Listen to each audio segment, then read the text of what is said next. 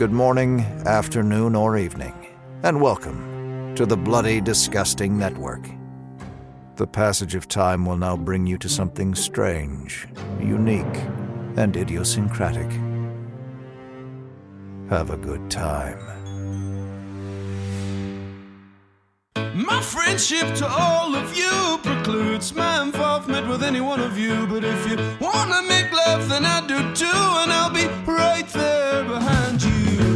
All in the name of oh, all in the name of oh, all in the name of oh.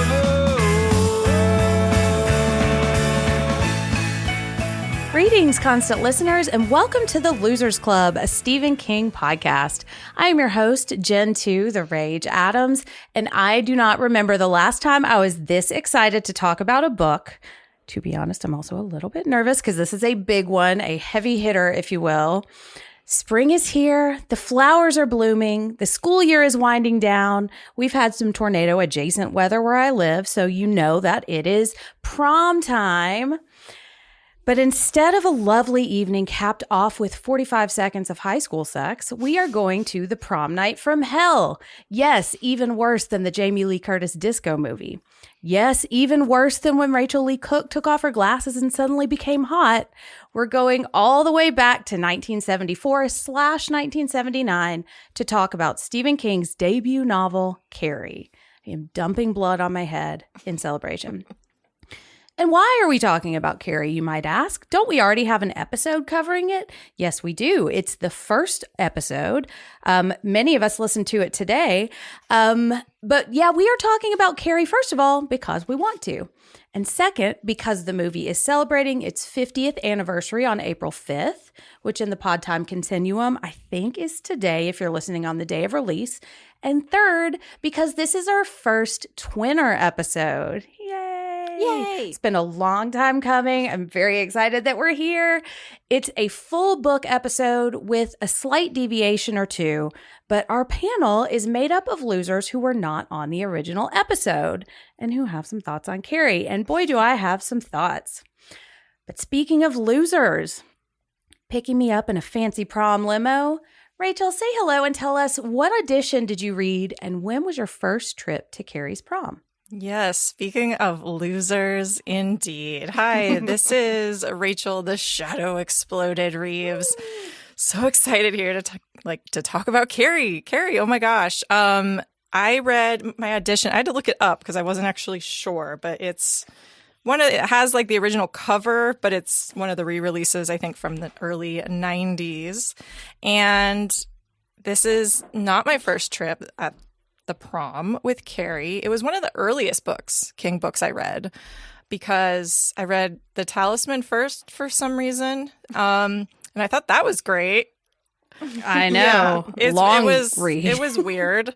A weird entry point, which I have now discovered talking to people. But after that, then I went in and I was like, well, I got to read all the hits, right? Pet Sematary, Misery, Carrie, The Shining were I don't remember which exactly was first, but it was all in a very short span of time. And I mean, can't really do better than that. So yes, it was those four that really hooked me. And then I think this is my fourth time that I've read Carrie. So did the audiobook book combo this time to do a little bit of both, because I like listening to Sissy Spacek read it. I appreciate that, layered meaning there. It was great. Yeah, she does a great job in the audio. I've listened to that so many times. I've said many times on the show before, like before I realized podcasts exist, I just listened to Stephen King audiobooks over and over again. And that was one of the ones that I had on repeat because it's short, it's sweet. Mm-hmm. Like she just really has a great delivery with it. And you're right, it's got that meta quality that I really like.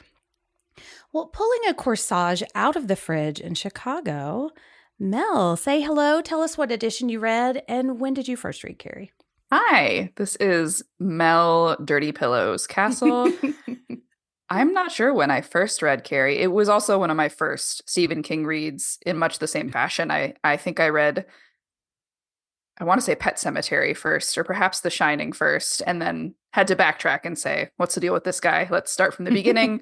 I am so sad because I've taught Carrie, I think 3 times to undergrads, and I had a copy that was all marked up and annotated from multiple read-throughs, trying to make notes for the kiddies to latch onto, and I somehow lost it or donated it in the move that I did recently, and so I had to get a copy from the library, and it is the First Anchor Books mass market edition from September 2011, and it has the horrible like photoshoppy cover of a corsage with a skull on it. It's purple. And in the background, if you look really close, it just says Carrie, Carrie, Carrie, Carrie in like Courier typewriter font. It's real bad, but functional. Yeah, Got the job done. exactly. I think that's what the cover of the audiobook file has. I've been looking at that a lot recently too. I am so excited to hear about you teaching this book. What class was it a part of? And what was the reaction with your students? It's so funny reading it again. I hadn't read it since I taught it, and I thought sort of, I've done this book so many times. There's nothing new to like really glean from it, which of course wasn't the case. Reading it now, I was like, God, should I have taught this to those Iowa undergrads? Like, this is pretty gnarly. I think it really did throw them for a loop, and in a good way, hopefully. It was called Jenn Ed Lit, like general education literature, and you got to make your own syllabus, and mine was the subjects of love and monstrosity. So I did this, Dracula, Haunting of Hill House, and then there was usually like a wild card novel or and a bunch of stories in there. So they all ended up talking really well to one another, these books. And it was a blast to teach the college kids. I would love to take that class. That sounds awesome. It was a cool class. And wearing her fanciest Lydia Dietz dress, Ashley, say hello. Tell us, what edition did you read, and when did you first meet Carrie? Hello, this is Ashley. They're all gonna laugh at you, Casseday. And the first time I read Carrie was in 7th grade, and it couldn't have come at a better time. That was the year I started my period while I was attending Lutheran school. Oh. So luckily my mom was a nurse who loved PBR and not Margaret White. So I personally knew Carries. Like, I knew girls that were my age or a little younger who weren't taught about health and sex ed, and we had to attend these sessions. Like, we weren't taught sexual education in our classes, like in our like main class. We had to like go to the gym for these special sessions, and they were so pointless because they always brought in like a stranger who we didn't know, so we didn't feel comfortable asking questions. And like, I definitely went to high school not as advanced as the girls that were my age. Not that I was like, they're floozies, but just like, I didn't know anything. And Carrie, I feel like, was as important to me as like, Are You There, God? It's Me, Margaret, or that one book that's like The Care and Keeping of You, where they teach you about like pubic hair and stuff. Like, Carrie was as important as those books to me. So just in regards to like accepting that what is happening to me is totally normal, and also fuck anyone who tries to suggest otherwise. But this time around, I had the privilege of reading the exact same copy I read in 7th grade because I got it from my parents' house. And this is the like original paperback, Penguin Books paperback from 1975. Oh, yay. I think I may have had that copy at one point. Totally. I really like this cover with like the flamey. I think it maybe would work better for Firestarter, but... Yeah, that's probably why I like it, because I'm like, oh, it's Firestarter adjacent. Yeah. Which this is kind of a prequel to Firestarter. It really is. Yeah, there's a lot of parallel, and I cannot wait to talk about that, because I mean, everybody who's met me for more than 5 minutes knows that I'm obsessed with Firestarter, specifically Charlie. And you know that I'm like jealous when I hear you say that you read this in middle school, because I did not. It took me a long time to read this for the first time. I think I remember seeing the movie when I was in middle school, and just kind of engaging with it. It's just like a scary movie. Like, oh yeah, this is good, and then her older brother, my friend's older brother, scared us at the end. And so, but it was more like, is this scary or not, was what I was thinking about. And I think like compared to who I am now and what I'm interested in now, like when I was younger, I was not, I really stayed away from really female heavy stories, and I think part of it is because like the house I grew up in, like I was hearing a certain someone rail about a certain first lady a lot. So I was like, if I talk about too much lady stuff, like one, I'm going to look weak. And two, like that's just not real stuff, And so I thought that for a long time.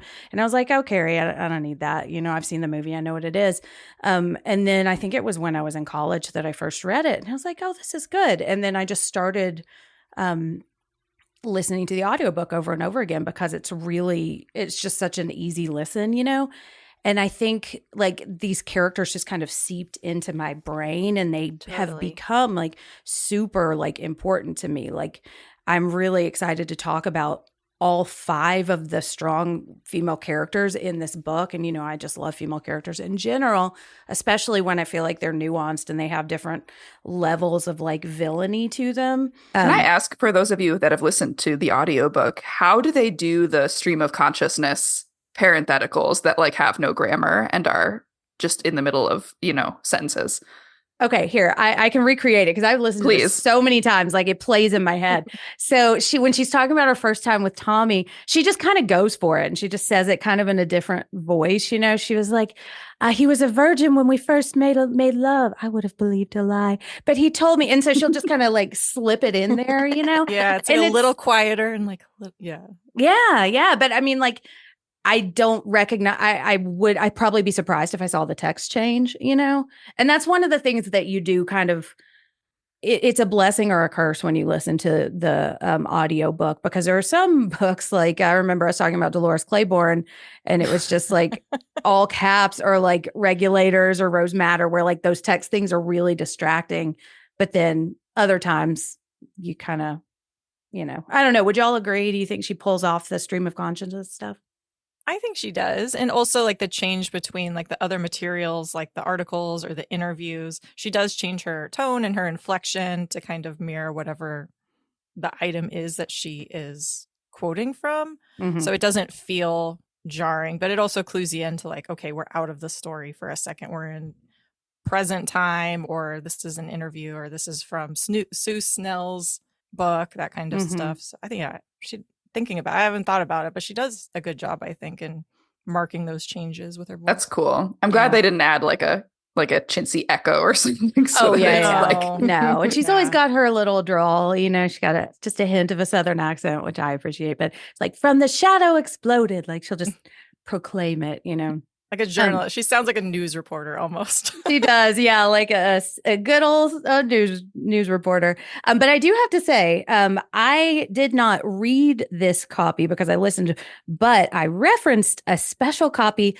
that I got from one Rachel Reeves when we were in Chicago. She gave me a gift, and it is the movie tie-in, Carrie, way back from like, I believe it's 76 when the movie premiered, but it's from Norm Day was the original owner, but it's Norm. Cool. And it's got all the like the little pictures in the middle. Ooh. So cool. I love that.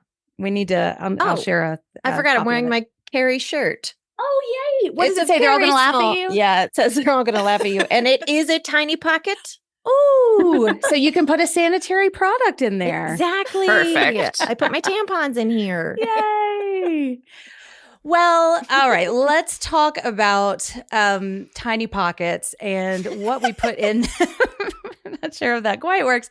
In our first category that we are hijacking, instead of the Derry Public Library, we are going to talk about the legacy of Carrie. Mike Hanlon, if you see... Excuse me, sir. Do you have Prince Albert in a can? You do? Well, you better let the poor guy out. Yeah, Mike Hanlon, that I had to go, that I had to get cleaned up.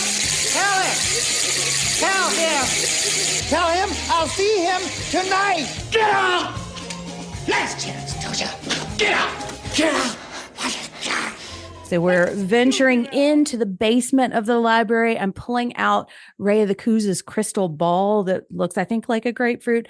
We're peering into the future. So this is one of the deviations for our Twinner episodes because we didn't, in the first episode, they didn't go too hard on the history, but in some of the future episodes, they will. So instead of looking backwards, we're going to look forwards. And I want to look at what this book has done for the horror genre, for horror literature, and for Stephen King in particular. So the book was first published in hardcover in 1974. It wasn't a huge success. I have some of those numbers for us a little bit later, what critics were impressed. Turns out this Stephen King fellow can actually write. I was shocked by some of the writing and reviews, and I was like, why am I spending so much time editing my reviews when some of these people are just popping out weird stuff? Anyways, so from the New York Times, King does more than tell a story. He is a school teacher himself, and he gets into Carrie's mind as well as into the minds of her classmates. He also knows a thing or two about symbolism, blood symbolism especially. This is a first novel is amazing. King writes with a kind of surety normally associated only with veteran writers. This mixture of science fiction, the occult, secondary school sociology, kids, good and bad, and genetics turns out to be an extraordinary mixture. And then I found one from Kirkus Reviews. King handles his first novel with considerable accomplishment and very little hokum, which I hadn't heard that word in a while. That was fun. And then I have, this is one of those getting into the more weird reviews. Here's a case where a novel could have been a disaster due to the subject matter. A girl who can cause walls to crumble? But Stephen King is no ordinary novelist. He brings Carrie to life. She becomes a real person in a real Maine town.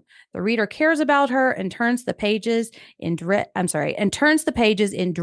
the book rushes towards its inevitable and tragic ending.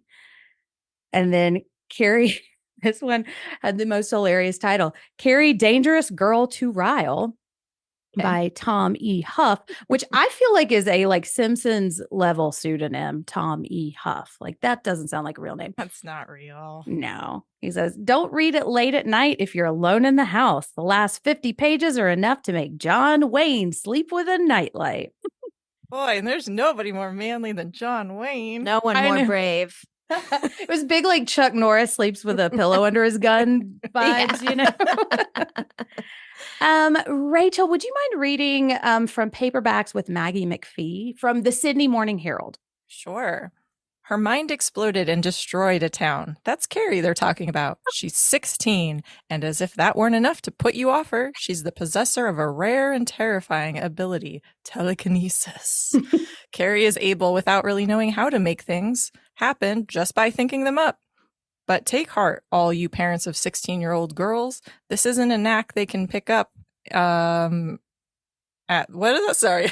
I think the tech got kicked by a kangaroo when he was writing that sentence. Stephen King's Carrie is a far-fetched, scary, rather interesting novel, and it sells for $1.55. Towards the last chapter, it really asks a spine-chilling question. What if there are others like Carrie? And what if somebody annoys them? Annoys. You know what? That's when I thought about this novel. Everyone just needs to stop annoying Carrie. I know. They're so annoying. We're annoying her. Well, you know what I thought is she's a 16-year-old girl. Ugh, gross. As if that weren't enough to put you off her. Like the only thing you told about us about her is just a girl. Not interested. 16-year-old girl? Gross. Gross. Pass. Ashley, would you mind reading Novel of the Occult? Yes. Reviewed by Mary Shettle. That sounds okay. Yeah, sure. This drama of the occult goes far beyond the usual limitations of the genre to become a truly perceptive study of thoughtless human cruelty and resultant suffering. I would say that is more apt than annoying. Yes. Sure. The real horror of the story is not in the unleashing of a power which destroys an entire town, but in the all too human events which lead an adolescent girl to the point of wishing for its destruction. Sue Snell survives. Spoiler alert. But the price of survival is knowledge. Can this be the end of our heroine, Miss Sweet Little 16? No worries about the country club and clean corners now. Sharing the awful totality of perfect knowledge with Carrie, she has a vision of life's loneliness, cruelty and suffering, and the meaninglessness of death. I really liked that take at the end. I thought it was Totally. something I want to talk about when we get to word processor, some of our other categories too. And then Mel, would you mind reading our last one? Sure. Supernatural Repulsive Tale, Hooks Critic by Joy Antos Carrie. Oh, I liked that title too. A lightweight novel of repulsive people performing disgusting acts becomes an oddly gripping moral tale of sweet revenge in Carrie. Although the flashback style in which the story unfolds allows one to know the outcome early, I could not stop reading this book. The characters of this strange story of supernatural powers include a religious fanatic passing all understanding, a lumpy adolescent tormented by her peers, a vicious rich bitch, and a greasy hood. Stereotypes all, but their interactions escalate an act of teenage cruelty into the fiery destruction of half a town with the death of hundreds. The power of the writer is such that the reader becomes persuaded that such extremes are a logical progression of the action. They all had it coming. Which we shall discuss. Love Joy. I know. Joy Shout out to Joy. Yeah, shout out Joy. Yeah, I got a lot of joy reading her review. One of the things that really struck me, and as I was reading this, I tried to kind of put my head into the shoes of someone who didn't know who Stephen King was, who had not read 70 plus novels of his after this. I also want to talk about that when we talk a little bit about his foreshadowing. But a lot of these reviews I found praised his characters. They praised his writing, but they were also like included as like a 3-book review. There was just a couple of paragraphs because these are the new horror fiction out, or these are the new paperbacks. And it was really interesting to see this just reviewed as like, I feel like all of Stephen King reviews now are Stephen King's new novel. It's not the novel itself. So how do we feel like these reviews are kind of right on the money? Do we agree with them? Do we think this is strong writing from King? And do we think he's got a future in this business? Yeah, do we think he's going to make it? I mean, yeah, it seems like, and I don't really know much about the, what was going on at the time in American literature. Like, I'm not super educated on that, but it does seem like at least people were excited to read it. Mm-hmm. Like it was something very obviously new. I do know, I read this and I've seen the movie so many times, but I've never clocked it, that apparently like Stephen King was so new that when they made Carrie into, the Brian De Palma movie, they misspelled his name in the credits. Oh, really? Like, I think they did in Children of the V Corn too. Instead of a PH. Mm-hmm. There are a couple of times where that happens. Yeah. So it is fascinating to read these people just sort of like, he wasn't necessarily a young guy at the time. Like he wasn't a kid, but it was sort of like, oh, this new fella in town writing. I like how many times they would say repulsive, disgusting, like horrid, but then the review was positive despite that. That's cool. Yeah. It does feel like they're very focused on the fact that it might be a little bit genre busting. Like they are like, oh, it exceeds the grasp of the genre to become something else. I think we are all biased, but I do think King is so singular that I am a little surprised at how low key some of these reviews are. Like I have to imagine if I was in the 70s reading this, I would find it like electrifying, and I still do today. Mm-hmm. So I'm a little like, wow, I wish it had gotten a little more airtime in this way. It seems like these are sort of not quite knowing how to place it and being like, oh, it's a little different. It's repulsive and yet also a little elevated and cerebral. And I don't know. Moving on, like right. Yeah, I'm a little surprised like there's not more discussion about. I mean, during this time, like Roe v. Wade and just what was happening in like the late 60s, early 70s and feminism and all, I'm a little surprised that there's not more mention of that, because I do think that this is, for a first novel, to come at it from the perspective of a teenage girl and to handle it in this way and to center women so strongly in this way. Like that's a very interesting choice for a first time writer, a male writer, I think, at this time to do that. And I'm a little surprised that some of these reviews didn't I don't know, acknowledge that a little bit more. But also, I think it's very clear that, in my opinion, I tried to read this similarly. Like, okay, this is his first book. Like, try to like separate that out, because I haven't actually tried to read it from that perspective and look at it through that lens. And yeah, it's great. Like, it is really impressive. And so it's nice to see that recognized in some of these reviews, even if they do feel a little surface level. And we know the hardback like didn't sell like hotcakes. So it could also be, just it wasn't a force yet out in the world. So it wasn't earning quite as much space in the paper. Yeah. Yeah. And I can almost see, because I agree with you. I do find it like it's electrifying. I think that's a great word for it. And I wonder if it almost was like too much of a jolt. And they're like, I don't quite know what to make of this. And like everybody kind of looking around and like, do we love this? Is this guy gonna be something, But also, I know it's hard to get review time or review space, And so I think I agree with most of them. I do think it's interesting how they're singling out the writing style, because I think that is, aside from the subject matter, the real strength of this and the characterization.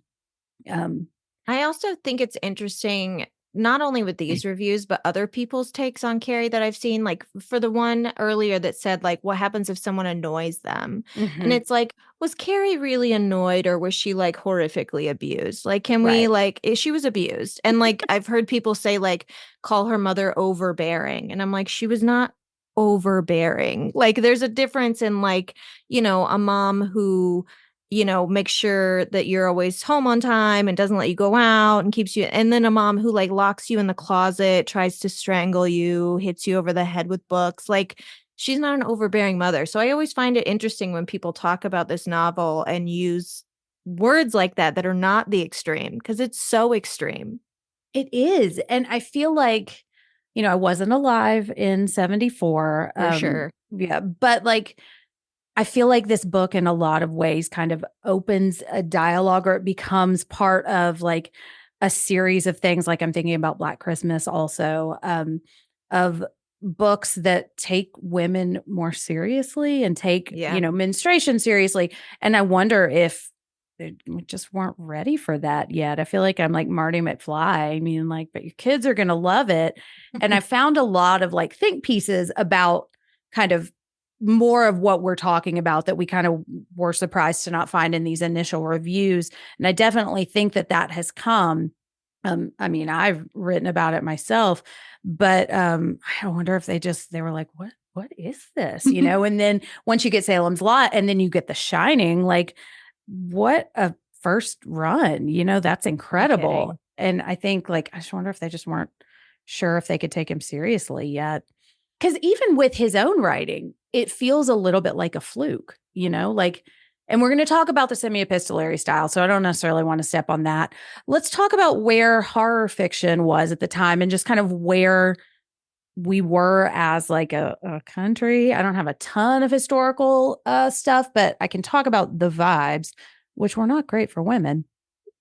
So I found from A Snapshot of an Age, the publication history of Carrie. In 1973, the American hardback publisher Doubleday bought Stephen King's cooker of a debut novel, Carrie, for an advance of $2,500. I did think to myself, he's really cooking with this one, by the end of it. That does sound like something he would say about himself writing it too. He's like, I really got cooking on it. You can just hear like the AC/DC playing in the background. Or Josie and the Moonglows. Although the hardcover sales were modest, the paperback rights sold to New American Library for $400,000.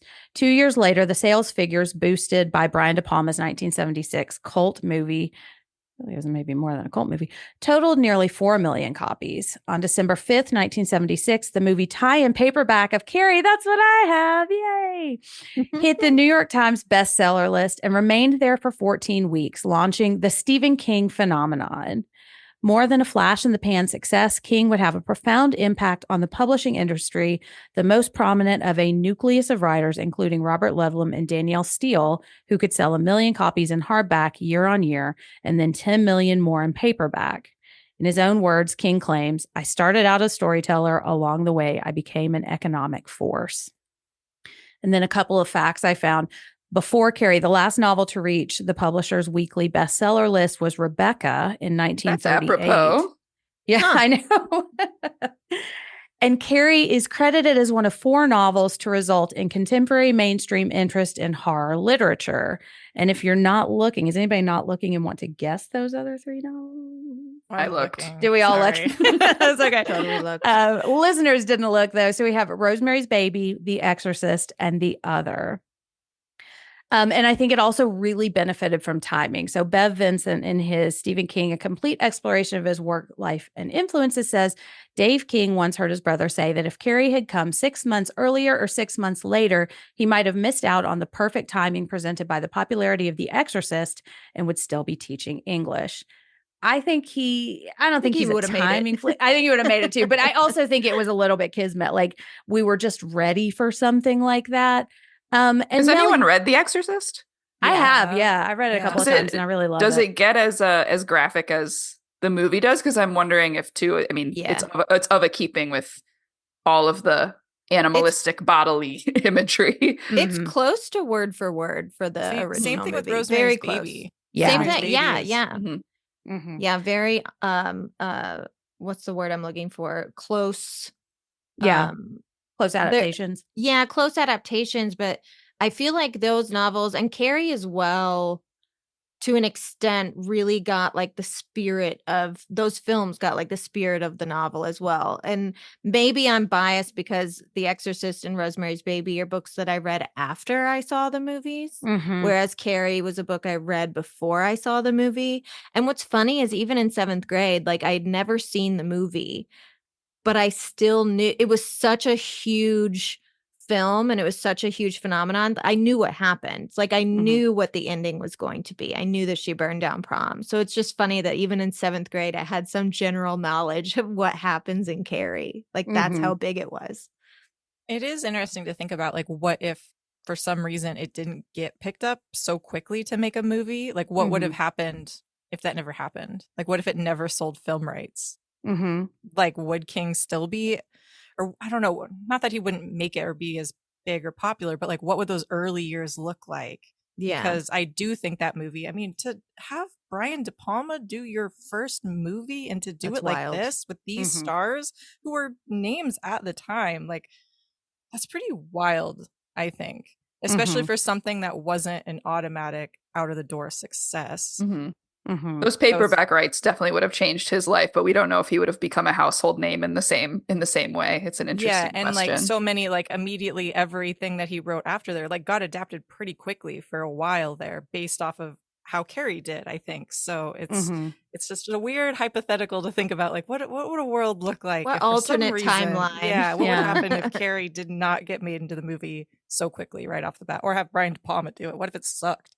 Right. Well, and not just like adapted, but like after De Palma, it was like Tobe Hooper and then Stanley Kubrick. So it was like he was getting like big names too. And I think also because of that stinger ending at the ending of Carrie, you know, which is a departure from the book, but I think it works really well. But I think that is kind of catapulted it too. So to have a filmmaker make that change, kind of take that risk. Part of the reason I think that The Exorcist and Rosemary's Baby feels so close to the source material is because just 70s movies just kind of have a slower vibe to them. And that's a generalization. I know there's some outliers, but they're also all religious. Yeah. Exactly. They're all religious. Yeah. And I think I have tried to read The Other twice. And it's good. It's not that it's bad. It's just that I have seen this twist that probably started with The Other, but I've seen it so many times. I'm reading that book. It feels like it's a twist train, like barreling towards you. And I was like, I can't do it. But if you have finished The Other, please let me know and tell me if I should try it again. Because that is one that's been on my list for a while that I want to check off. There is an audiobook. Yeah. There you go, Jen. Yeah, I've tried it. But yeah, there's like this kind of vibe to both of those. They feel very cinematic when you read them too. And then we have from How Carrie Changed Stephen King's Life and Began a Generation of Horror from Alison Flood. Although Carrie helped usher in a boom period of huge popularity for horror fiction, it's also a very strange and unusual book. That nice Beetlejuice shout out. Uncompromising, believes American author Jeff Vandermeer. Carrie changed the paradigm by announcing a very American form of horror that broke with the past. That process might have been ongoing anyway, but a lot of horror and weird fiction was still in a kind of post M.R. James Lovecraft, / Lovecraft mode of parchment and shadowy alleys and half-seen horrors. And here was King dropping buckets of blood over everything and making characterization both more relaxed and more contemporary, but just as sophisticated, if more naturalistic, less stylized. Which, and when we mentioned Rebecca, like I have not read Rebecca, but I'm familiar with it. And it does feel like it's not only like new and different, but it's fresh and it's modern and it's like taking teenagers seriously, but also like killing them. Like it almost feels like it's a slasher kind of book, not in format, but in vibes, And Mel, you said when we mentioned Rebecca, tell me a little bit about the comparison between Rebecca and Carrie. Oh, I have not read Rebecca, but isn't it? I just mean it's a female-centric book. I believe Rebecca is about a woman going insane. Yeah, and there's a lady trapped in the attic. That's one of the things I know. Have y'all read Rebecca? Nope. No. Well, and I'm, when we were talking about like how it changed American fiction, or at least genre fiction at the time, because I know the horror movies that I read that predate this, horror movies that I read, the horror books that I read that predate this were things like Hell House, The Haunting of Hill House, and like they all have sort of a gothic vibe, even if it's not necessarily gothic horror as gothic as and romantic as like Dracula. It's still very gothic feeling. So yeah, setting this at prom. Yeah. I love teaching this after Hill House and Dracula, though, because the epistolary format reminds the kids of Dracula. Totally. And the stones reminds the kids of, that's just plucked right out of Hill House. Yeah. The rain of stones on the house. So he's definitely borrowing from that Gothic mode and just transferring it over to this very contemporary place. And I love seeing those influences in there. It makes for a lot of interesting resonances. It is the perfect time, I think, because you look at even outside of the horror genre what was happening, and it's like the horror is coming home, right? And this is the same time we get Texas Chainsaw and The Hills Have Eyes, and all of a sudden the horror is right next door. It can be a 16-year-old girl who just started her period. Oh my God. Like, rather than, like Ashley was saying, kind of these gothic, fantastical or Lovecraftian monsters and ghosts and that kind of stuff. So it was the perfect time to release it, because even with Rosemary's Baby and The Exorcist, yes, they're all religious, but also it's just something that can happen to just the normal person, the young couple, the girl and her daughter. Like, nobody is safe, and that terror could be living right next door. And just, I don't know, just plays into the whole paranoia too that you have, and like the loss of belief in your government, and just, how can this happen here? Yes, and also, you've got the double edge of Carrie is an anomaly, and the TK gene is a terrifying thing to descend upon suburbia, or the small town in Maine. But the true horror of the book are the things that go on every day. It's the mundanity of bullying. It's the terrors of conformity, which I believe this book does so well. Like the Sue sections are some of my favorite sections in the book. Same. So it's both the descent of something external and terrifying, but also just that is wholly prompted by living as a teen in America. Yes. Yeah, and it's so relatable, and as much as I love gothic horror, like I'm currently obsessed with The Woman in Black right now. But that book, I believe, was published in the movie was in 83. I can't remember, but it was fairly modern, so it felt like a throwback to be reading about it, especially on the heels of King, who was writing about right now, and he's always said he's a writer of the moment. And so like if maybe Carrie lives next to you. Like, I love the part where they're interviewing the California Miss Sun and Fun Club lady, and she seems like a normal person, and not like she's living on a grand castle in the moors, even though that will always be spooky. I feel like some of the horror that hits me the hardest is the horror that I can see myself being in the middle of or being pulled into. Yeah, I mean, you're safe from the spooky mansion in the moors because you just don't go You gotta in. travel to get there. Yeah, Exactly. just don't go. Right. Yeah. I simply wouldn't go. I simply wouldn't go. I also think comparing to Rebecca, and this is me getting on my soapbox, is, horror has always really been about women, not full, I'm not whole cloth, but like women, our lives are horror a lot of times. And I think the best horror, the horror that really resonates, is horror that examines that, and even with the earliest stuff like Frankenstein, it's from a woman. There's a lot about, childbirth and creation there. And then Dracula even has the stuff with, I'm blanking, Lucy, there's always women. And then not to mention Shirley Jackson, who's just incredible. But like, I feel like that's what rings true in a lot of ways with, in ways that other stories just don't, and they don't hang around. It's so funny that they're both just names of women. Like Rebecca was the last bestseller to achieve that mark, and then it's Carrie. Oh, yeah.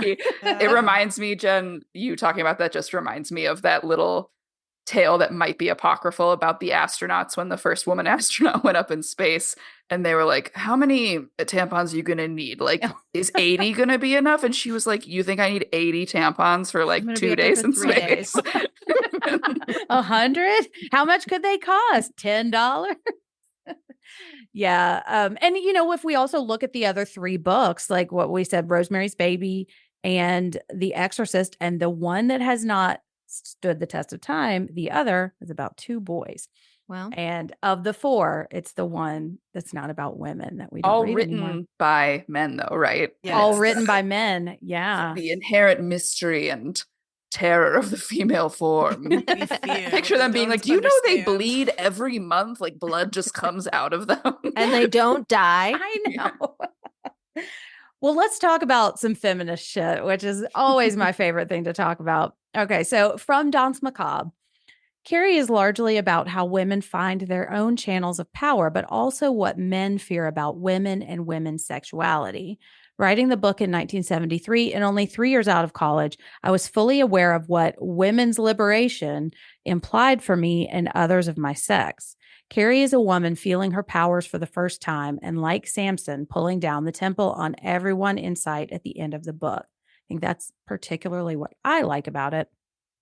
And then I found The History of Stephen King's Carrie by Aaron Bartuska. Carrie White's relationship with her mother was representative of the nationwide decrease in religious interest among teens and the subsequent unraveling of the traditional family unit. In a time when sexual promiscuity was growing more prominent in media and everyday life, the depiction of an unyielding mother who viewed womanhood as sinful made Carrie White somewhat of a sympathetic anti-hero, as well as an emblem for an evolving America. Carrie was more than a horror novel. It was a cautionary tale that warned against the dangers of sheltered upbringing. So my question when we're thinking about what I just read, do we think Carrie wants us to feel women, to fear? Do we think Carrie wants us to fear women? And can we feel that fear can we feel King's fear as we're reading the novel? I didn't get that impression at all, really. I mean, it's an interesting question to ask. I've heard of people's experience with Carrie and hating it for the way that it describes women and women's bodies. Whereas when I read it as a direct criticism of how society makes women feel about their bodies. Mm-hmm. Not that the author himself felt that way about women's bodies. And a lot of people judge Carrie off of the films alone and think that the power came from her first period and think that it's an allegory for hormones and PMS and da-da-da-da. When that couldn't be further from the truth. And I think that depending on the stage of your life that you read it in, because this time around, the things that really stood out to me were the child abuse and the religious fanaticism, mm-hmm. as opposed to when I read this, for the second time around in my 20s, when it was very much so about women and the power and like the power they have over men in a sexual way. Like it's just like it's a different, I think there's so much more to this novel that I don't necessarily feel that it wants us to fear women. Mm-hmm. Yeah, I don't think that Carrie wants us. I agree. I don't think Carrie wants us to fear women. I personally see it as more King kind of exploring the fact that society does fear women. Yeah, they and how already do. Yeah, and like Yeah. kind of how that fear has shaped and spun the narrative around women's bodies, emotions, and places in society, and ultimately just kind of how fucked that is and how tragic it is to deny and repress the power and strength that women can possess. But what I love about Carrie is the way that King is also able to capture just a bit of the fear about, actually being a woman. Uh-huh. Like that's impressive to me that he was able to get some of that in there, not just for Carrie, but her mom, Mr. What is it? Desjardins. Desjardins.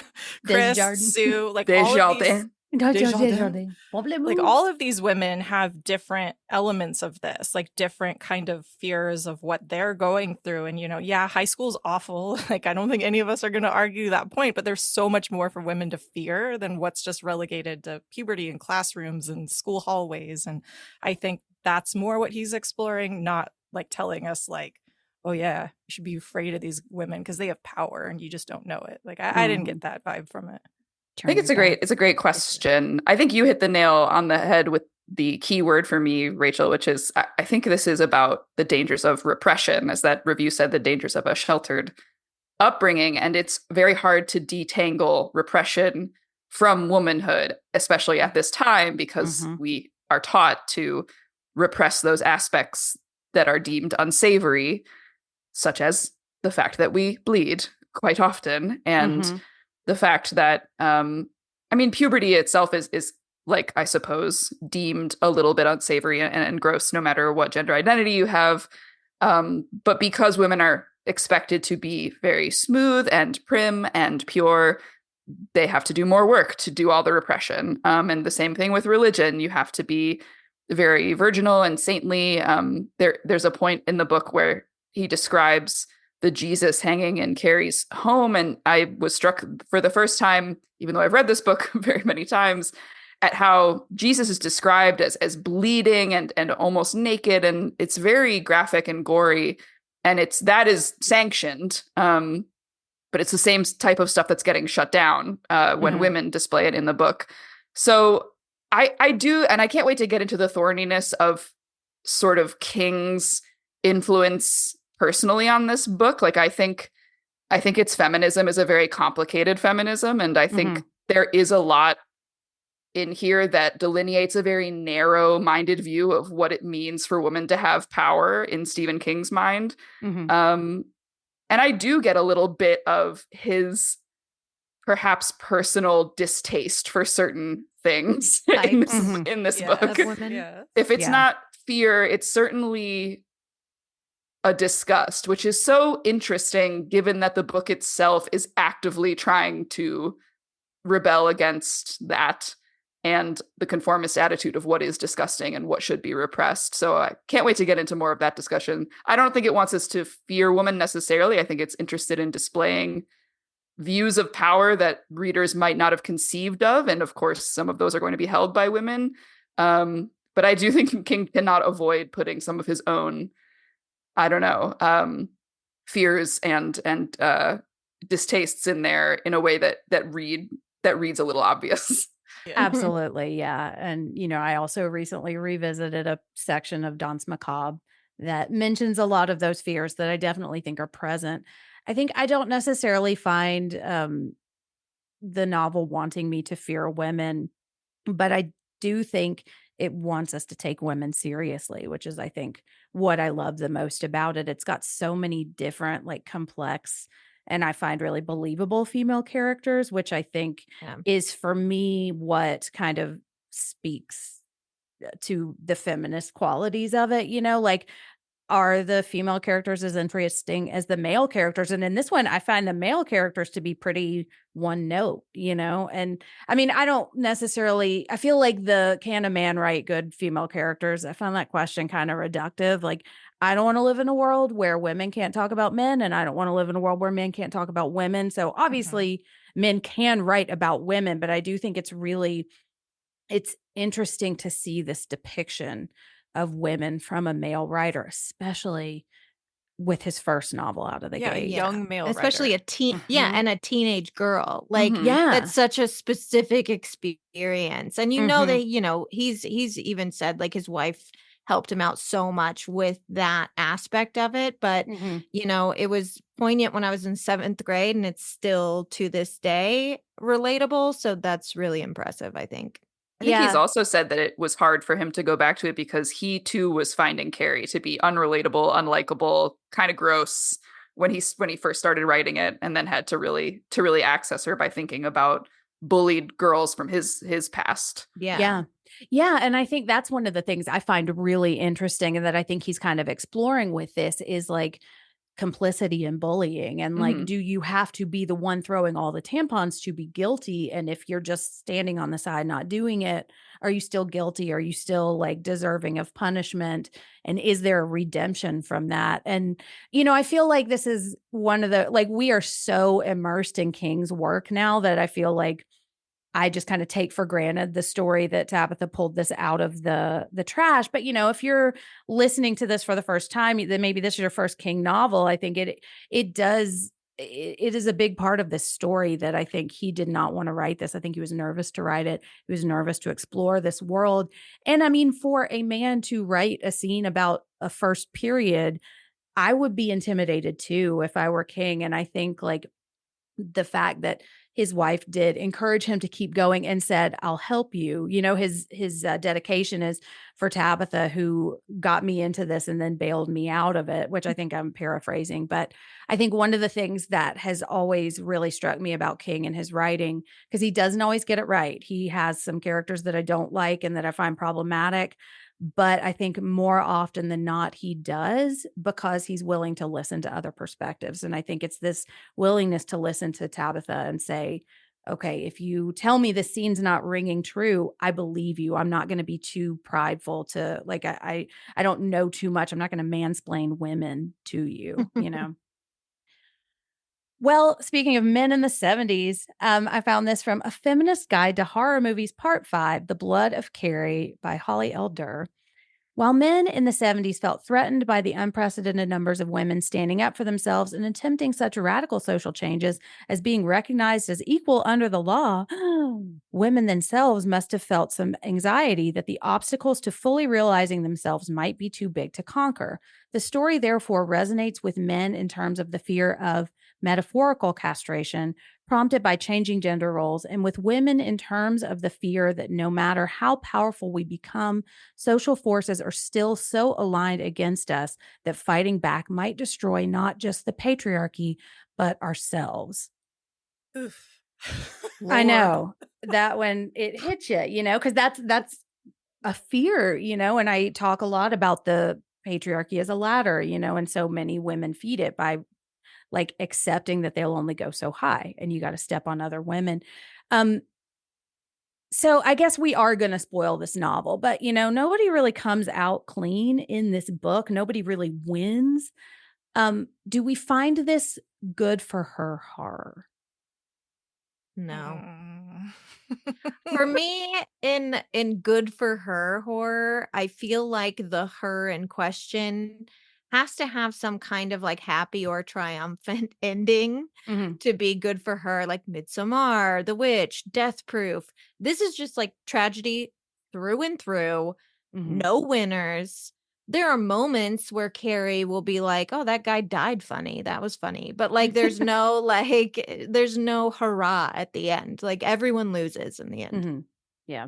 Yeah. I do like, and there's good for her moments, I think. Totally. Yeah. Like when she turns around to go back to the school after she kind of like crawls away and is like feeling just completely defeated. And then she picks herself back up and is like, no, fuck that. I'm going to go back and I'm going to stand up to them and I'm going to show them who's boss. And she confronts her bullies. Like that's a good for her moment.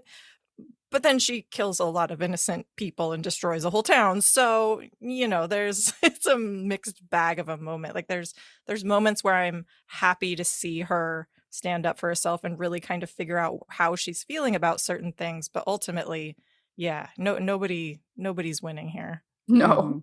I always flash back to the section that is, I believe, from Sue Snell's book that just goes on about how they were kids. And I feel like that's also hugely relevant as much as gender, like just the blatant sociopathy of being in high school. And only very few people, Tommy and Sue, I think, are notable in this capacity. Perhaps Miss Desjardins too, but she kind of flip-flops back and forth to kind of rise above your primal kidness and consider things from a more empathetic point of view. But yeah, this is a tragedy, as you guys said, like completely beginning to end. And it can't, there's really no good for her if there isn't, I think, like a sort of like adult woman that's been through the world a little bit, maybe. I don't know. Like it's just like they're kids. There's no, I mean, they haven't experienced shit. So like, it's hard to get to the standpoint, the lofty standpoint of a good for her type of thing. Yeah. Lots of times I think I view good for her. I have a famously loose definition of good for her, which I think really is more good for me. Like, does it make me feel good? Does it make me want to like set the world on fire, you know? Yeah. But I think like if we think about it, like I love that quote at the end, like if we get too powerful, will we destroy the entire world? Is that, and so is it good for us to be powerful? Do we think that this is a cautionary tale? And if so, who is it trying to warn? It's a good question. Like, I definitely think it's a cautionary tale about bullying. And it's, hey, take women seriously. Like, because, you know, just like you can be scared of men, you can be scared of women too. Women have power. It just doesn't look like the power that we're used to seeing. Like we just talked about the movie on the lady killers, and Sammy had this really great comparison. She said with men, blood is like a sign of like victory and like overcoming someone in battle. And like you drew blood, that means you're strong. And here blood is looked at as like this monstrous thing, but it could also, here it's another form of power, even though I think her telekinesis is not directly connected to blood, but it's just so intermeshed. But do you feel like it's a cautionary tale for women? I think it wants to be a cautionary tale advising us against repression and conformity, especially with how the end dovetails with the cover-up of what has happened. I think we're meant to look at that as a bad thing, sweeping this under the rug, eliding the truth, what people are saying actually happened, is only going to make the world more dangerous, in the same way as not acknowledging our bodily functions, our desires, the ways in which we want to rebel from the codes that have been set for us. It's not good to repress those things because it leads to explosion or destruction. I think that is what it wants to be a cautionary tale about. But as we will discuss, I do think it gets in its own way when it's trying to do that by the end too. It's got some real contradictory messaging in it. It does want to be convinced of the danger of too much volatile power run amok. So it's not saying we should all just be Carrie, right? But I do think it's saying that sustained repression will almost always lead to explosion. And then the attempt to cover up the explosion is renewing the cycle of repression. Mm-hmm. It is so interesting, like, since this is his first book, but you know, we've all read a lot of King at this point, and it just feels like there's so many King hallmarks, and they are all in this book. Yeah. and he really starts up everything. It's like all of that here is the fanaticism, the paranoia, the distrust of authority, the you know, the horror, the supernatural elements, like burning a town down. Even the writing quirks, all his parentheticals. It's all here. Yeah, it's like he sprang from the womb fully formed. And so I don't necessarily think he's fully committed to any of those ideas. He's just exploring and working through all of them, while also exploring and working through his own guilt and thoughts about these two girls that he really knew that were bullied mercilessly in school. And you know, he's such an observer, right? Like, we know he's such a meticulous observer of everything, of signs on roads, and that's weird, I wonder what would happen if this, boom, now you have, you know, doomickey. And like I don't know, it's just wild how he's just observing all these little things and thinking about it. And I think this is a story, a thought that's, especially since he's teaching school at this point, I'm sure it's also bringing up a lot of these feelings. I'm like, I just got to get this out. Yeah. And so, yeah, I don't feel like he's committed to any one Message. focus thing. Yeah. Yeah, but it's pretty Which- good how he's able to do that and balance them all, honestly. Mhm. And to be honest, I think that's part of another thing that I think makes me really love his writing is like, I feel like he is more of an exploratory writer. And I feel like that's why a lot of people are dissatisfied with his endings sometimes, because he's not pandering with his endings. He's not giving us the feel good stuff.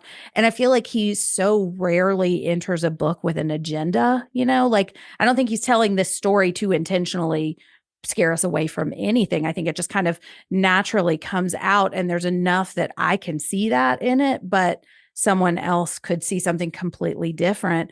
And Mel, as you were talking about like the social structure of this too, I was realizing like I see this as such an individual story. Like I see it as about a collection of girls that I relate to, but it's also coming in like the Watergate era. And I think there's a lot of like distrust of the government. I think we see that with the cover up too, there's also a lot of really interesting things there, which is definitely something King's going to write about in the future.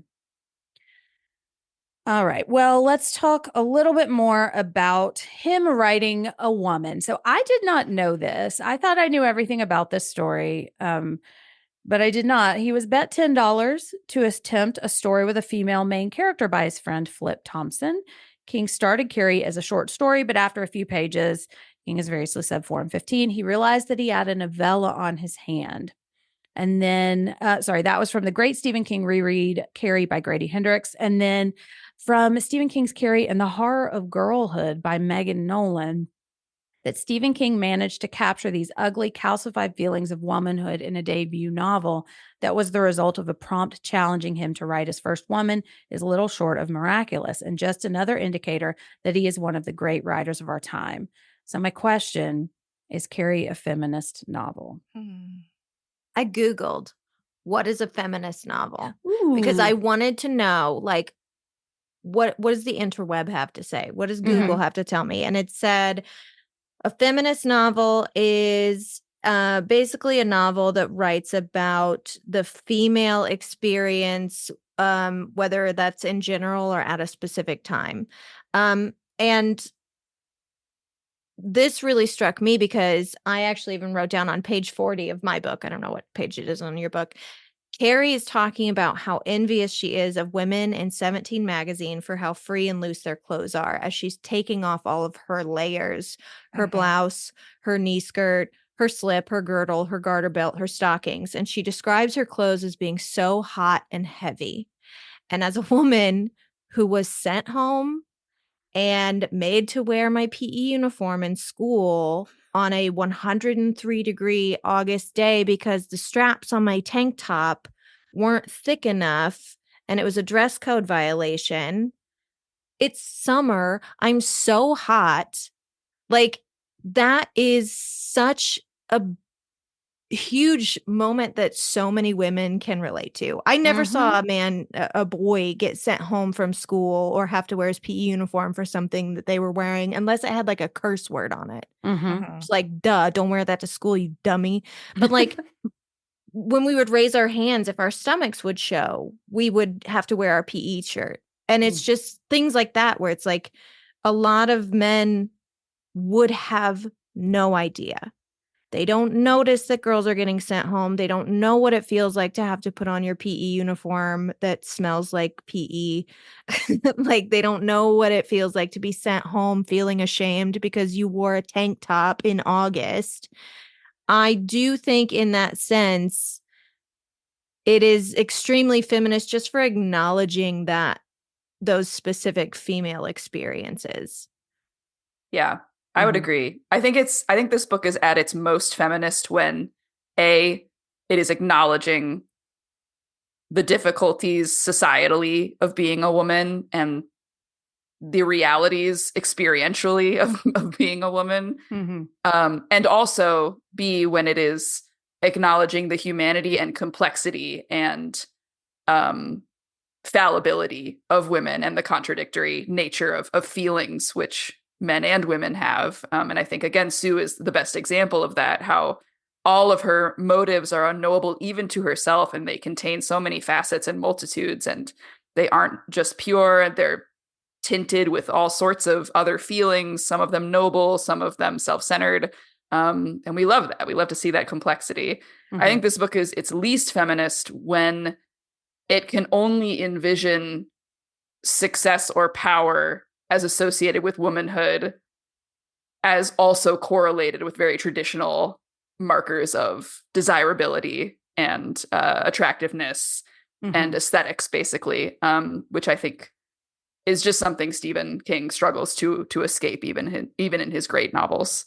Yeah. Yeah, I think there's also like there's a lot of things I find very like empowering and cathartic, just like Ashley was saying, like, yes, like this is like so cool to see realized in this way. But I also like I hate how the women are kind of pitted against each other. You know, Miss Darj, why can't I say that? Just Jardin against, you know, Chris and the other girls, and then Carrie against everybody, obviously. And even there's moments where Sue's like, oh, what if he falls in love with her? Like, and starts to kind of have these antagonistic feelings towards Carrie. And I think that is a little like, I don't know if I like that all these women, because Tommy is the only altruistic, pure character in this book. Tommy is a fucking saint. Like, he's just like an absolute long live perfect, Tommy. Yeah, actual martyr. Like in every way, like that. And a poet, a writer. A poet, just an honorable gentleman, stand-up guy, kind, like everything about him is perfect. And that sucks. I think that the one perfect character is this dude. And then also, I think that I don't think King intends this, but historically, when you're thinking about menstruation and people who menstruate and just kind of the stigma and way that fits into society, and historically and even currently when women or people are on their periods, oh, they're crazy, they're hysterical, they're insane, and all of the words that get thrown out around that. And a lot of the misunderstandings around that, I think that is part of this. And it's like, well, okay, now she gets her period and now these powers are amplified and she becomes sort of this tragic monster, right? Like I think Ashley mentioned this earlier, like the monster feminine. Yeah. And it's loosely, I mean, yes, she had these powers from birth in various capacities, but it's at this point that she fully makes that transformation. And I do think that that's a little like, I don't know if I like that from a feminist perspective, but I don't think that's what he meant. So Yeah. I always took it more so as the trauma that triggers it. And of course, yes, starting your period, your hormones end up going into overdrive. So that's going to like affect your genetics, full stop. But it was the trauma because she literally does not know what's happening. God, to can you her. imagine? That would be terrifying. And I hate it because you know that there's girls right now in certain places that I'm not going to talk about that don't have any idea. Yeah. Yeah. And aren't. That's horrifying. People are working to make sure that they don't learn, which is so terrifying to think about. I have a friend who went to Catholic school, and her sex ed would tell them about sperm and eggs, but they were always taking place in a nameless void. So she grew up thinking that like sperm were like the size of a dog. Like there was just no like context for like that is like where is this happening and like what's the scale? Like what? Oh my gosh. It's coming right for you. It's like you're in inner space or something. Oh, exactly. And it's like, where does it come out? Like, how does it get produced? Like, how's it getting inside me? Oh my God. Yeah. I do like Dennis Quaid in Inner Space, though. I do too. But yeah, there is, and that might be kind of, I don't know if I want to say it's a drawback of King being a writer of the moment, but like it's an element of it, because what I think is really strong about King and what I find like in his books that push my understanding of the world forward and that I think pushes the genre forward is his like exploration of characters and reality and like internal monologue that we don't see very much. And just even in this book talking about menstruation, like, but I also think I kind of agree with you, Mel, like there's an element of like, there's a glass house of experience that he can't really see out of. I don't think he's a particularly forward-thinking novelist, and I don't necessarily think he needs to be. I think what he does very well, but I think, and we also only have women menstruating, and it's just it's not what this story being told right now, I think, would be. Even if he wrote it, I think he would write it differently now. I think when I think about feminism, the goals of feminism, again, I'm not going to get my soapbox. I'm not going to climb all the way to the top rung of my soapbox, but it is one a leg little up there. bit out. I'm going to put a leg on there. Like, the goal of feminism is not women rule the world. We don't want, I do want a matriarchy, but like, that's not ultimately the goal. We don't want to rule everything. We just want to be treated like everybody else gets to be treated. We want to be as important as the male characters. And that's what I think is feminist about this, is that his female characters are real. They have complex lives. Some of them are good, some of them are bad. I just finished reading Unlikable Female Characters by Anna Bogoskaya, and I just can't stop thinking about, like, she's talking about how these women, they're just allowed to be bad. They're allowed to be bitches. They don't have to have a reason for it. We're going to talk a lot about Chris Hargensen because I think she is really interesting, but I really love that we have all of these characters that can't really be placed in a box, and that is what I find to be feminist about this novel. But I also bring a lot of myself to this. And so I think it's a novel that can be feminist if you want it to be, Yeah. And I think that's one of the laziest criticisms of shows like Girls, for example, where they're like, they're so unlikable. And I'm like, and there's so many unlikable people in this world. I know men aren't unlikable. A ton of them. Yeah, we've made so many movies and TV shows about unlikable men. Please, God, let us have these 4 horrible women that I can watch every week. Yeah. Well, yeah, and like I've been horrible. I've been unlikable. I'm a nightmare. I'm sure we all self-identify as bitches on this cast.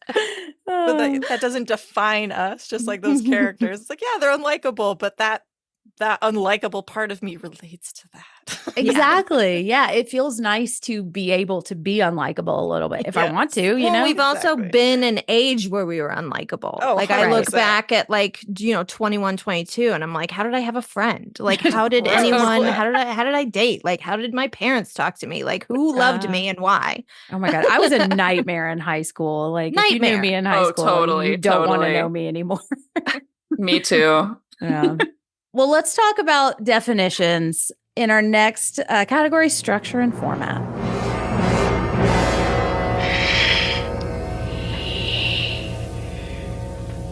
Look at me. Look at me, teacher. Okay, so Mel, I kind of want to lean on you a little bit. I have called this semi-epistolary. I don't know if that's true or not, but what I found from Bev Vincent, Stephen King, a complete exploration of his work, life, and influences. The first draft was less than 100 pages, too long to be published in his usual short story markets and too short for a novel. Still unable to come up with new story ideas, King decided to expand it by adding fake news articles and new scenes. He finished revising the manuscript, ending up with a short novel, but he had too little faith in it and was so dejected by his near misses with Doubleday, he decided not to send it to Thompson. There didn't seem to be much of a market for horror novels at the time. However, Thompson, who is his publisher, later sent King a country music calendar to reestablish contact, which encouraged King to submit Carrie. It's the one thing I will give to country music, because I am, as a Nashville native, I am not a fan. But so this is, we have it intercut with third person narrative, stream of consciousness writing. We also have news clippings, and we have interview scenes. Mel, am I correct in calling it semi-epistolary? I like that you've invented that term. Yeah. Did I invent it? Sweet. Oh, I don't know. I've never heard it before, but it could be very real. Yes, because an epistolary novel is just made up of snippets of writing from various in-world sources. So newspaper clippings, diaries, tickets, logs. Even in Dracula, there are phonographic transcribed audio records. But this, as you're saying, Jen, mixes that all up with third person roving point of view narrative, which I do think we are meant to perceive as quote unquote the truth. And it does often conflict with the presented truth of some of the epistolary items. What I really like about how the epistolary, first of all, I'm staggered to learn that it was a late ad. Like, it seems so cohesive and integral to the book that that's amazing. I love what King does with it here. I love that we start with a news item, but the next piece of evidence, so to speak, is the reference to a desk etching that just says Carrie White eats shit. So already I think we're sort of disrupting the traditional epistolary. We're incorporating both professional and personal or intimate writings in new ways.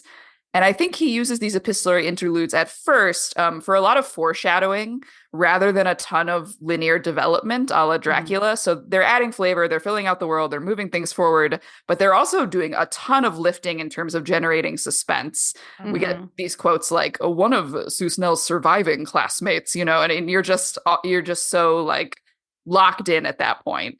We're also jumping back and forward in time way more whiplashy-y, but in the beginning we're just making longer jumps from the inciting moments of the plot to the writing of the aftermath.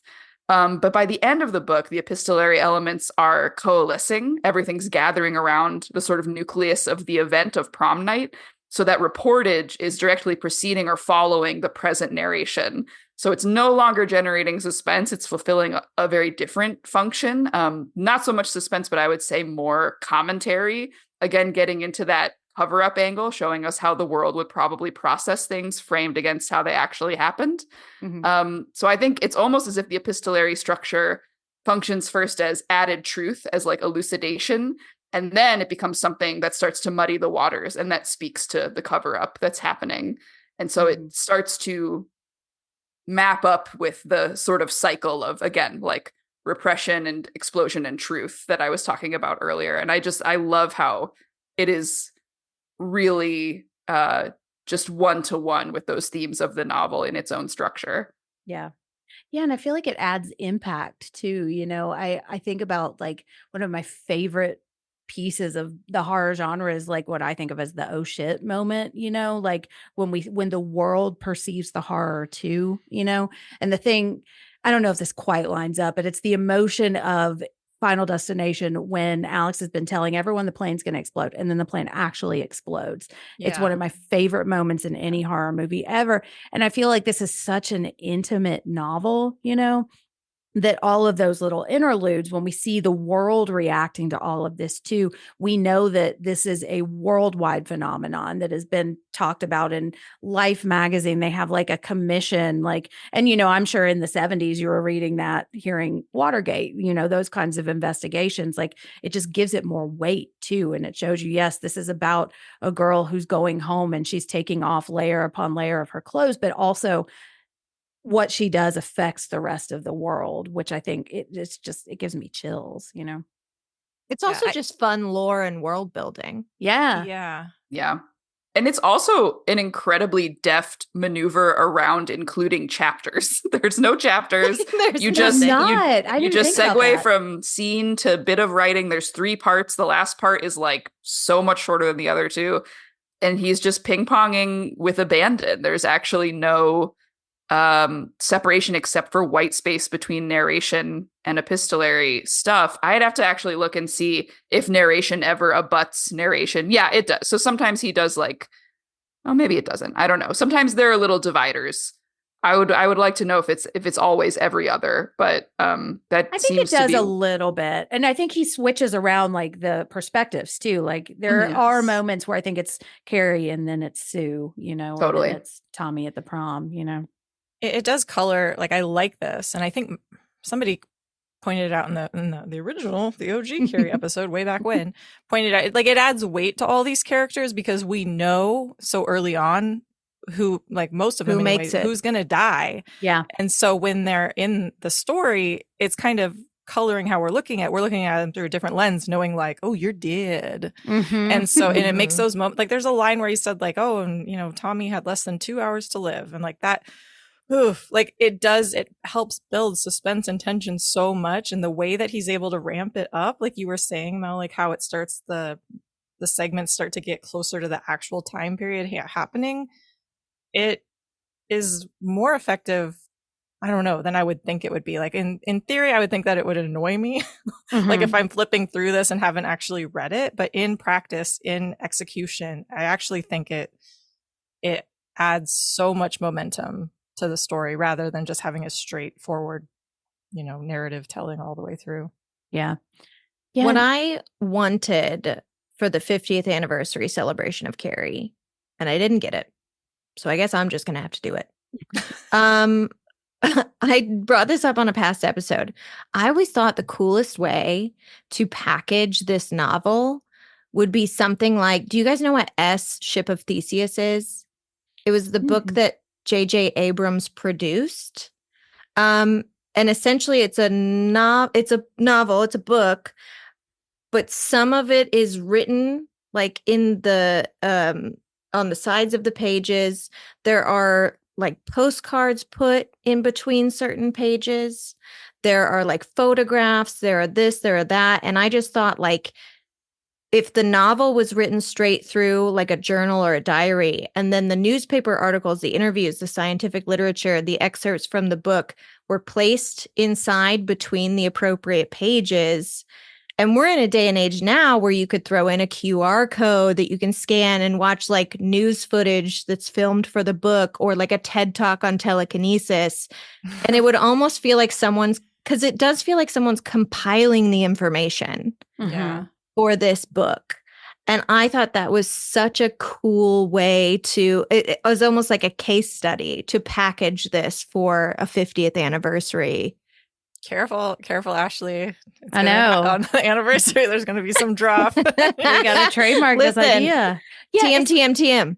It's like I thought you were going to say like it'd be cool if it was like the cover was laminated and they put like blood liquid in there, like that. And I turned it over and cool flipped her down. Yeah, but I mean that too. I'm on board for that. You know how we have the Curse of the Blair Witch, you know, that goes along with like, I want that, or the Diary of Ellen Rimbauer, which I know is a different thing, but like I want a companion to this that gives us more. Although I say, you know, sometimes less is more, and, you know, take one piece of writing off before you leave the house. Like it does kind of feel like it works perfectly here. Yeah. Are there any of the voices that don't work for us? Like the news voice or like the interviews? Is there any that we don't find believable? I do think that his dialogue in some of the news items, like the one with the woman from California. Like, I just think she's not talking like a normal woman talks. And you could just like, you know, attribute it to journalistic license or whatever. But I think he was just having like a little fun with those segments, and they sort of they get really kind of wrapped up in this, like she tells the story about the man the drunk man she saw with the little girl. And like, that's one of my favorite parts of the book, but you sort of forget that you're supposedly in a journalistic article when it happens. You're like, wait, where am I? So that shit is interesting, but I don't have any like big problems with any of it, I guess. Well, as someone who's taught this book 3 times, is there anything else about the structure of it, the format of it, that you want to mention or shout out, or that you find particularly interesting?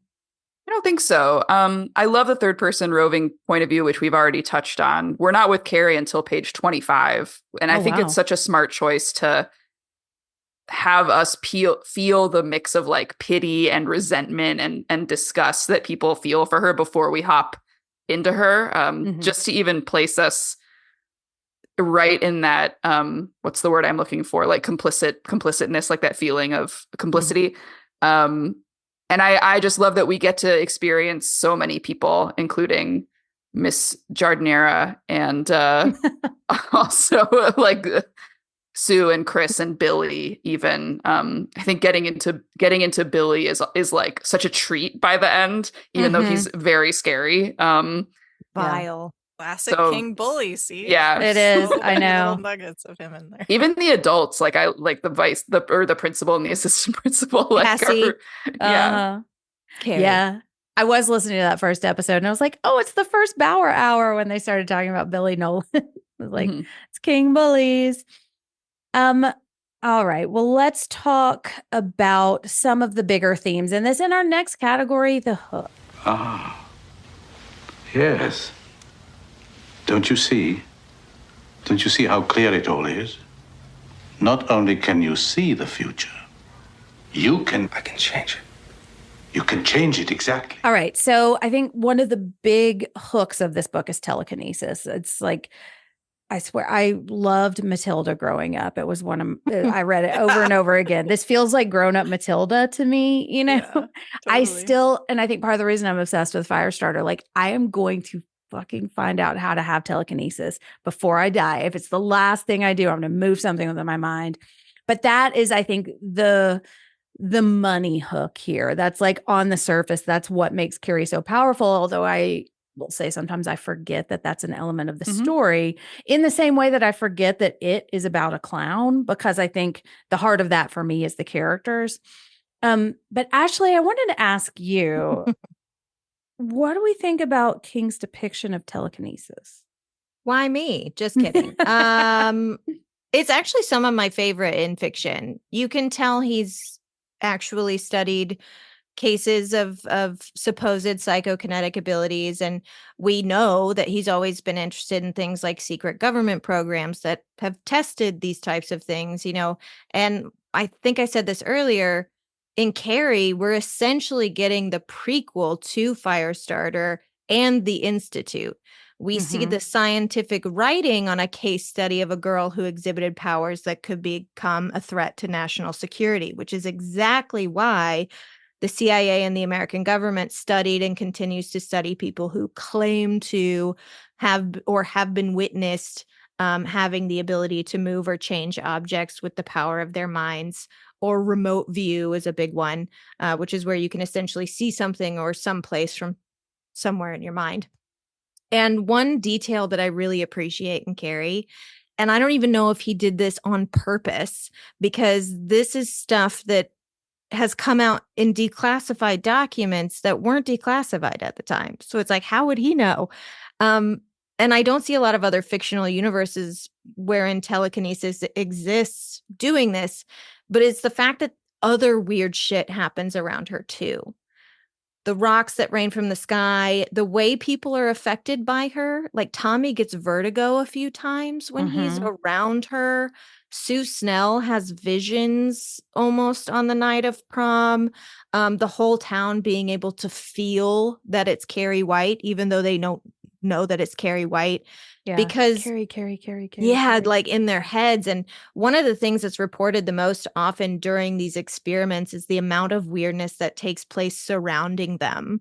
So, for example, when the CIA was conducting tests with like Uri Geller, outside of the testing, like just in the general like labs, they experienced power failures, equipment malfunctions, magnetic tape would become demagnetized, watches would stop working, completely separate from like what was going on when they were testing with him. And when the Institute of Experimental Medicine of the Academy of Science was experimenting with remote viewing and time travel in Russia in the 90s, UFOs were spotted all over Siberia, and scientists left the program because they would go home at night after work and have paranormal experiences in their own homes. And it's hard to say whether this phenomena is something that's physically happening or something that is like almost emotionally internally happening to these people when they're you know, messing around with this kind of weird shit.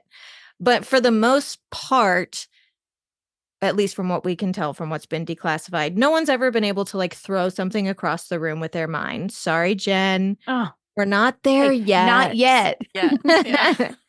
But it is cool. The Stanford Research Institute, along with the CIA's conclusion, is that they have observed certain phenomena for which they have no scientific explanation. They've had people be able to tell them what they're holding in their hands over the phone, like very specific objects. They've been able to draw pictures of the exact same thing other people were drawing pictures of in another building. Uri Geller was once asked to deflect a laser beam, and not only did he do it, but the machine that they used to produce the laser never worked again because the inner technological workings of it, like the inner computer, was fried when they were done. And these abilities were so extraordinary, the CIA authorized a $20 million program called Stargate to study it.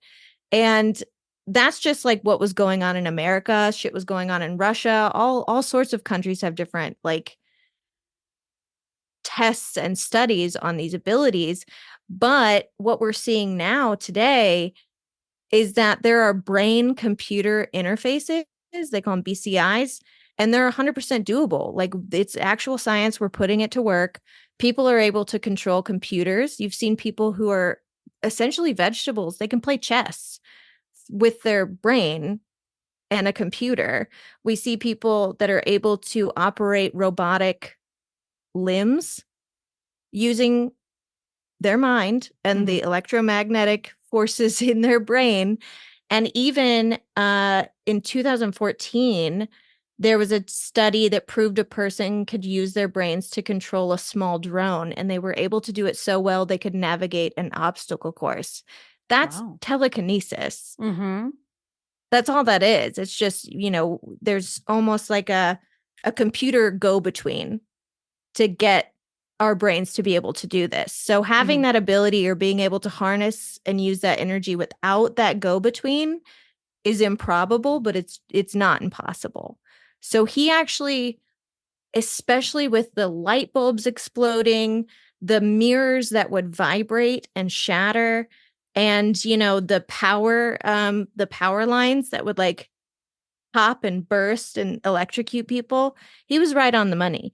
And it's stuff that, like, when Carrie stops her mother's heart beating, that was an experiment right out of Russia that was happening in 1972 that didn't get declassified till 1990. So it's like, Stephen, I legitimately, how did you know? I think he might have a little bit of the shine himself, you guys. Like, I'm being like dead serious. He's got the shine, or he's got the hookup. I mean, or he's got some secret government. Also, hookups, like reading this and thinking about, like, there's so many like names specifically and things that are not really that important, but it's like, oh, that's okay. Chris's real name is Christine. Okay. Like little things like that is going to be in other books, like later down the road, and other little nuggets where it's like, I don't know, man. I think he's got something, and he's just picking up these things, and he can like see into the future, and he's just like dropping little hints, and he doesn't even know he's dropping little hints. Is it from the beam or the tower? The beam? Yeah. Well, there's I don't know if he ever uses this term, but in the woo-woo community, we use it a lot. There's a theory called the collective consciousness, where our consciousness is actually not internal. It's actually external, outside of our body. It's something that's sort of like being projected into our body from one source. There's weird things where like people didn't show up on a day. Yeah. They just like had a bad feeling. You know what I mean? And it's attributed to this like collective consciousness, which I always think of when I go back to like Stephen King, because he always does kind of seem to be right on the money in situations where it's like, how did you know? Or how did you predict? Or how did you, were you just, it's, The Simpsons, how they're always like, right. Is it just that you have so many really like intelligent comedy writers, or do you just know something we don't? Yeah. I like some of it too relates to how he talks about writing. Like, this is the type of preciousness I really don't go for, in all honesty, about writing. Like when he talks about like, I'm not creating ideas, I'm just unearthing fossils. Like I'm finding the thing, and I'm always like, okay, like let's have a little agency here, Stephen. Like you're a very talented man, but I do think something about the writing mind has that subterranean aspect to it. So when we're talking about the repeating names and like the all of the connections throughout his books, like it seems like there's just like a big collective pool just like inside him of like all of his like worlds, and he can. I feel that when I'm writing too, you just sort of dip into this thing that is abstract and that you couldn't really quantify or articulate. I still think it's coming from me. Like, I think it's coming from the person, but it has a very mystical quality to it. Yeah. And I think, I was thinking about that too, like the uncovering a fossil. And I was also thinking, I can't remember where this came from. It could be Bag of Bones, it could be Misery, or it could be Lisi's story. Those are the ones that are pinging, but he's talking about ideas as coming from like a well, and like you kind of, some people are able to dip a straw into that well and pull water from it. And I think you're right. I think there's an element of like, is it nature or nurture? Did the writer create the idea, or did the idea spark the writer's, sensibilities? But I think he is able to access that well extremely well. Wow. I think this is a part of just like human experience, because in ancient Greece, they talked about the muses, because that's what it felt like. It didn't feel like inspiration felt like it was coming from outside, because it hits sometimes so hard that you're like, that couldn't have come from me. Like, that came out of nowhere. Have you guys seen Soul? Pixar? Soul? Do you know when like, okay, so, well, okay. I know what you're talking about though. Okay, so yeah, there's like this thing where like when you're in the zone, no matter what your zone is, like if your zone is tennis, if your zone is writing, if your zone, it's almost like you go to this other place where you can access something that you maybe couldn't when you're, in your day-to-day, when you're on Earth. Yeah, and that's kind of what I imagine the well is just like when I'm in the zone, I can dip into the well and just grab things so easy, as opposed to those times where you have writer's block or you're banging your head against the wall because you can't get something. If you could just distract yourself enough to get to the well. Yeah. I do like how he depicts telekinesis for Carrie specifically, like how it's like a muscle and she's like flexing it. Yeah. And how like practicing and like it's like once you learn how to use it and like getting stronger, and she's like working out, a little bit. We see her, she's like at home like lifting a sewing machine up and down, and how much she's enjoying it. Yeah. When and just kind of like it. quickly realizes like, oh, okay, I can do this, and if I work at this, like I can become unstoppable. Like I think that's pretty cool how she's using it, and also how like other people are she's able to get in their minds a little bit, and vice versa. I think that's kind of interesting, especially I think it's crucial at the end because it helps. I always forget about that aspect of this book, and it's like my favorite part of the book when she starts to envelop the whole town with her consciousness. And I don't know why every time I'm newly joyous when I encounter the creeping nature of like her mind over all the other people that she's affecting. Yeah, and I like that there's a cost to it too. Like she does not become like Wonder Woman or like a superhero. She like it does tax her body, and she does end up, I know she gets stabbed by her mother, but like the sense you get is that she works herself to death, destroying everything. And I like that aspect of it also. Let's talk about maybe my favorite part of this is the blood. I love the blood. The motif of blood running through this book, I think is so, I didn't notice it the first couple of times because I feel like it's so, like it's right there and it's in your face and literally on her head, but it weaves so seamlessly through the story. So we have the shower scene. We have the pig's blood. We have Sue's menstrual blood at the end. And then, which I think is just such a perfect bookend for all of this. And then we just have the fact of menstruation as like a kind of a canon event, a traumatic event. And there's a part that I wanted to read that I love. And it always sticks out in my mind when I'm looking at when I'm watching the movie. It's Miss Collins, not Des Jardin, standing in the office and the principal just not being able to look away from the bloody handprint on her shorts. I think that's so interesting. So on page 21, Miss Des Jardin is saying, I'm living in a glass house. See, I understand how those girls felt. The whole thing just made me want to take the girl and shake her. Maybe there's some kind of instinct about menstruation that makes women want to snarl. I don't know. I keep seeing Sue Snell and the way she looked. Mr. Morton repeated wisely. He did not understand women and had no urge at all to discuss menstruation. Which I love that capper, but it's such an interesting scene. And I think like it's at the same time reductive, but also honest, because I feel like there is kind of a feral element that takes over when we think about menstrual blood. And like we have been, or people who menstruate have grown up being told to keep it secret. Don't let anybody know you've got a pad in your purse. Like they are marketed to be like really discreet, and to look like, a pen, or like to slip into your pocket without anybody knowing, visible panty lines. And the whole, reason a lot of people wear tampons is so that people don't know you're menstruating. And I think that there's this really interesting quality about like, this is something secret. This is something we don't show everyone else. And Carrie is not conforming to that. She is making us all confront it. She's making us see this and see how horrifying it can be. So what do we think of King's use of blood throughout the story?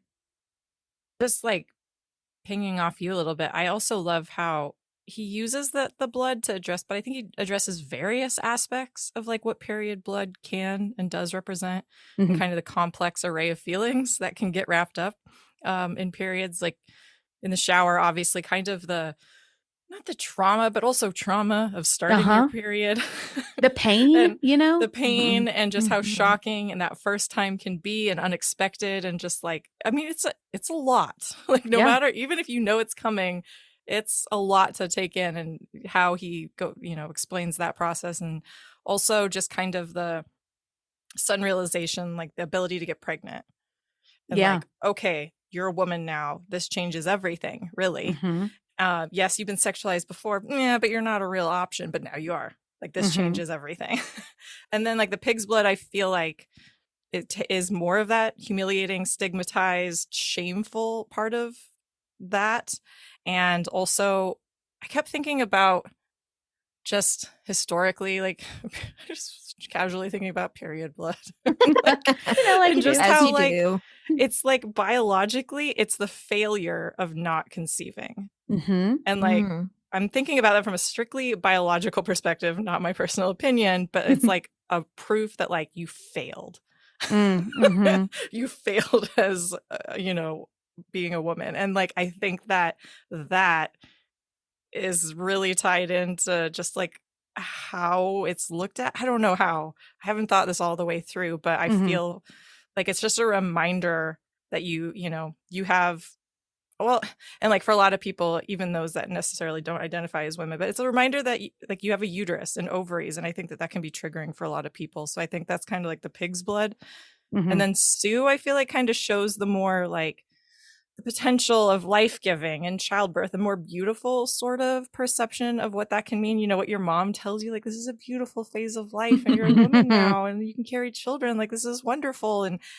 But also how joyful or devastating, like getting your period can be, like where you're at.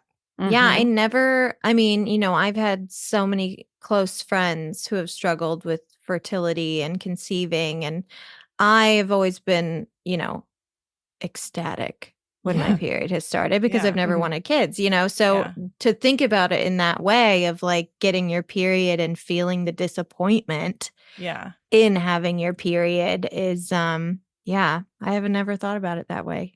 So like there's a lot of blood, and I do find it like it can be like horrifying, but I do appreciate that. I feel like he is touching on various aspects of that, whether or not he was consciously doing that or not, I don't know.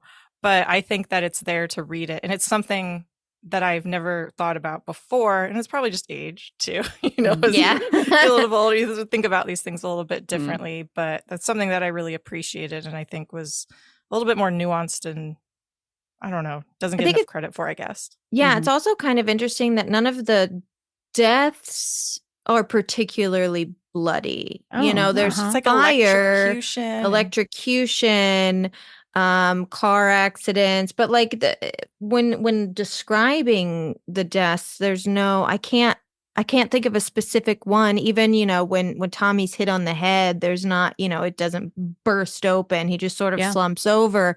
So the blood really it's like period and pig's blood.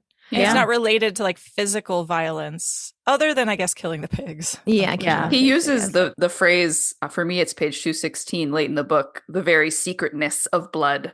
And so for me, it's just like one representative among many in this book of the abject, like things that are on the inside that we think should stay on the inside and should never be on the outside. Which is why you gotta, because if it's if we're seeing a lot of blood, that's not good. You gotta plug it up. Something something bad is happening. I don't want to see it. And I think for me, it's one cast member in a cast of bodily functions in this book. It's certainly the biggest star. When we look at the list of hardships that Carrie enumerates in her brain, like all of the pranks that have been pulled on her at camp, and it's on page 10 for me, most of them have to do with bodily functions. Like there's like piss and farts and like other things in there. And I think this is also all very braided with the animal metaphors. I mean, obviously the pig's blood makes that connection very literal, but everything that reminds us that we are pierceable and gross on the inside and like a beast that wallows around in its own filth. Like I think that and that has desires, like it's also connected with her having that feeling or the something, getting her period is connected to that. And so I think it is just like the largest and most prominent representative for the abject in the book and for that thing that needs to be repressed. There's also a lot of Dracula in the mark that he makes the connection to Lady Macbeth, but like the mark that's sort of on your forehead or on your hand or wherever it is that you can't wash off, that like labels you as one of the unclean. Very Gothic. Yeah, when Margaret tells her, after the blood comes the boys, they can smell it on you. And that's a very animalistic, a creature being in heat, if you will. Don't go swimming. You're going to get eaten by a shark. Oh, yeah, that's true. Even in a swimming pool. To be fair, don't go swimming just in general. You will be eaten by a shark. You will. The ocean is terrifying. Does not matter where Just you don't are. go there. You don't belong there. Yeah. Totally. Yeah, and there's also like there's the sin of womanhood, and there's she is now a sexual being because she is able to conceive now. And what is the first thing that happens after that? She goes to prom, which is, it could be in a lot of ways kind of viewed as the pinnacle of sexuality in high school. It's a lot of people save their first times for prom, or it's like this magical romantic evening. And I think, that I'm really interested in this concept of the abject, because I think a lot of what makes someone a quote unquote successful woman, a likable woman, is keeping all of that hidden, keeping it on the inside. And I think girls don't fart. Totally. No, I have said that. I have said girls don't poop too. I mean, I'm not doing it anymore, but like I grew up in the South. Yeah. I do. I know. Jen hasn't pooped in years. But even now, I'm like, I'm not going to say that on a podcast. I'm not going to say that I poop, even though we know everybody poops. But I think, Ashley, you're exactly right. Like I, for about 6 months, was trying to conceive, and like, there's this horror when you get your period, when you're like, you're pregnant, you just know it, your body starts creating these symptoms. And then it's like a devastating spot of blood. Or like if you start to have a miscarriage, it's like that spot of blood. But then when you're trying not to, and I'm in Tennessee right now, so being pregnant is a very different thing than it was 2 years ago in Tennessee. Like there's this celebration. I had a friend who used to call it doing his not a daddy dance when his girlfriend would be on her period. And now, like, as I've already had my kids, we're not trying to have kids anymore. It feels like a release now. I swear one of the most liberating experiences of my entire life was my husband getting a vasectomy and me stopping birth control, because I just let my body do what it wanted to do. And so now it feels like this kind of, a build up for a week and then a release. And you just kind of, it's not, there are lots of downsides to being on your period, but it also, your body is expressing things that it has been storing, and that feels really good in a lot of ways. And I feel like we can kind of see that with Carrie too. Like she's releasing all of this repressed energy that she's been storing, and it's just getting everywhere. And the one person that does have a bloody death is Carrie, because she gets stabbed. Well, let's talk about that shower scene, because another thing that I'm very interested in is the concept of a mean girl. So I just wrote about Heather's, who is celebrating its 35th anniversary this year, along with Carrie's 50th anniversary. I don't think that the mean girl began with Carrie, but I was trying to go back and find some fictional mean girls. And I found Cinderella's stepsisters. Mhm. I found Rizzo in Grease. An icon. An icon, yes, of course. We love her. And then I found 40-year-old Chris. woman in high school. 4-year-old high schooler. Exactly. Hey, but she makes it work. She is flawless. And I mean, I did find some female villains, and there are vamps, and there are, quote unquote loose women or female killers, so it's not. What about those blonde girls in Beauty and the Beast that love Gaston? They suck. They do suck. Yes. You know what? They're tearing Belle down. They're pick-me girls. They are pick-me girls. Yeah. Which is ironic because you can't distinguish between them. Why are they all in Disney? The Snow White stepsisters. An archetype. Well, and so we have Chris Hargensen. I think she is so fascinating. I love that she's just allowed to be a bitch. I think we get a little bit of why, but not like she doesn't come from this super traumatic background that will excuse a lot of her actions. So my question is, do we think Chris Hargensen originated the modern mean girl?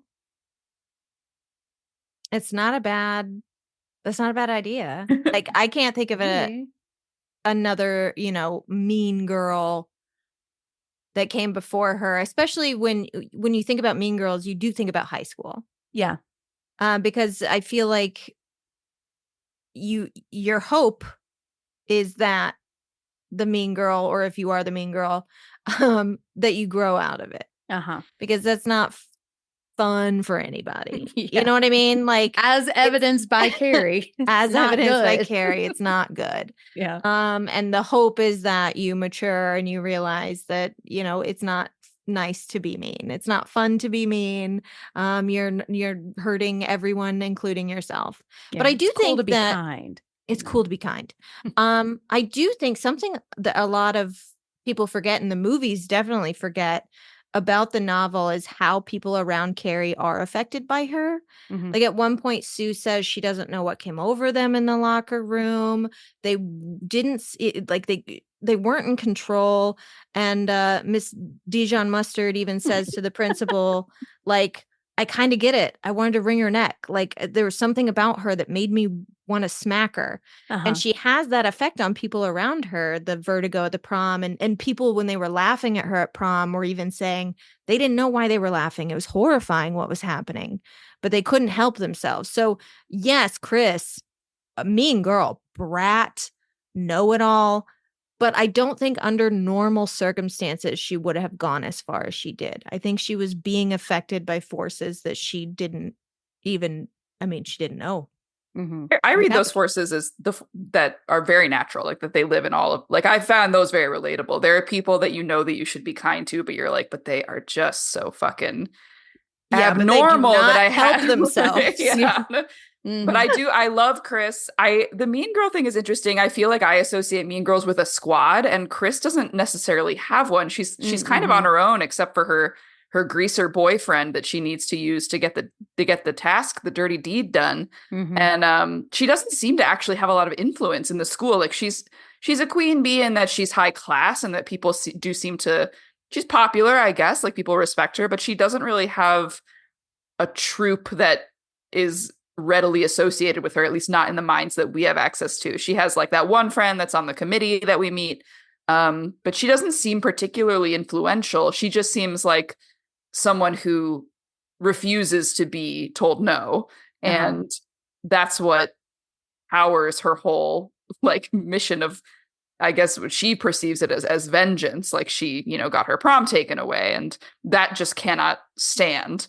But she, in a way, it wasn't her fault. Of course not. She perceives herself as as disenfranchised. And in some ways she is, especially in comparison to Billy. And I that's why I love just getting access to the two of them, and why his car is such an appealing piece of him to her. It represents mobility. It represents like the ability to get away from what is expected of you.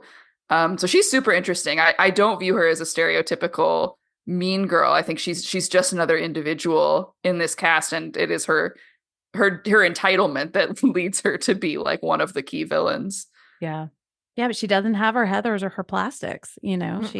She is kind of a roving land shark mean girl. Yeah, when you know? she's getting kicked out and she's getting suspended and she's like, come on, like, why aren't you guys coming with me? And everyone's like, get out of here. We want to go to prom. Exactly. Yeah. Well, I want to talk a little bit more about Chris because I have so many thoughts. And we're going to do that in our next category, heroes and villains. I'm going to have to kill this fucking clown. Welcome to the Losers Club, asshole!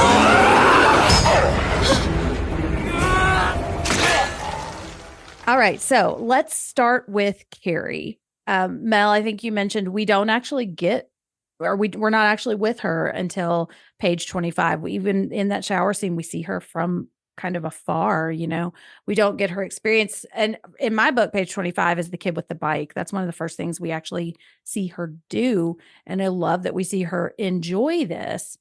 I have a couple of passages that I pulled from her, but on page 102, she's talking about her power. This spoke directly to my heart as somebody who's kind of figuring out how I feel about religion and the universe, and also kind of coming to the conclusion that, like, I don't know. And it's okay that I don't know. So on page 102, she's thinking about her power. She says, she did not know if her gift had come from the Lord of light or of darkness. And now, finally finding that she did not care which, she was overcome with an almost indescribable relief, as if a huge weight long carried had slipped from her shoulders. And Snaps for that passage. Oh, I Such love a good it. one. It's so much. It's so like honest too. Like when you have that experience of like, oh, this is true. This feels true to me. It's like something in your body releases, you know, like you've been tensing a muscle you didn't know existed, you know. And then on page 193, this is kind of in the midst of the chaos. For a moment, nothing changed, and then she could feel them pushing against the doors, wanting them to open. The pressure was negligible. They were trapped, and then trapped. And the word echoed intoxicatingly in her mind. They were under her thumb, in her power. Power. What a word that was. I love this. Like, she is finding she has power. And it's like she's like discovering this for the first time. So my question here, and this can kind of maybe lead us into a broader discussion of Carrie, do we find Carrie a hero or a villain? Neither. I think she's she's something a more. victim. Ooh, Well, I think she's okay. a victim. She's a victim of child abuse. She's a victim of religious trauma, bullying, a victim of genetics. She was failed by literally everyone around her. Her father left. Her mother abused her horrifically. Her neighbors knew she was being abused and did nothing. They talk about how they've heard it before. They hear the things that are happening inside that house. They did nothing. You know, her teachers knew she was bullied. They had to know what her home life was like to an extent. And then they did nothing. And you know what I thought of this time around reading it? I thought of Gypsy Rose, where it was like, it was life or death for Carrie. What Gypsy Rose did was horrific, killing her mother. But her mother was going to kill her. Do you guys know who Gypsy Rose is, by the way? Yeah, her mom had Munchausen by proxy. So it's one of those situations where, like, she's not really a hero. She's not really she's a victim. She did what she had to do to survive, which happened to be, you know, burn the whole town down because no one helped her ever. Yeah. I wonder if, you know, because King has talked about how he doesn't always know like where his stories are going to go, right? And how he's just following the characters and writing the story. And I mean, because I think he's so smart, honestly, to kill her off. Yeah. Because that it doesn't glorify her actions. It Mhm. lets her exist in the middle where we can sympathize with her and cheer her on, but also not, agree with everything that she does. She's existing somewhere in between. There's Mhm. moments where she has heroic moments. I think Justin has said that before, like when we're talking about like Jack Burton in Big Trouble. It's like he has heroic moments, but he's not a hero. Doesn't make him a Mhm. hero. Yes, just because he had like one, good moment, that doesn't, that doesn't erase all the stupid things that he's done.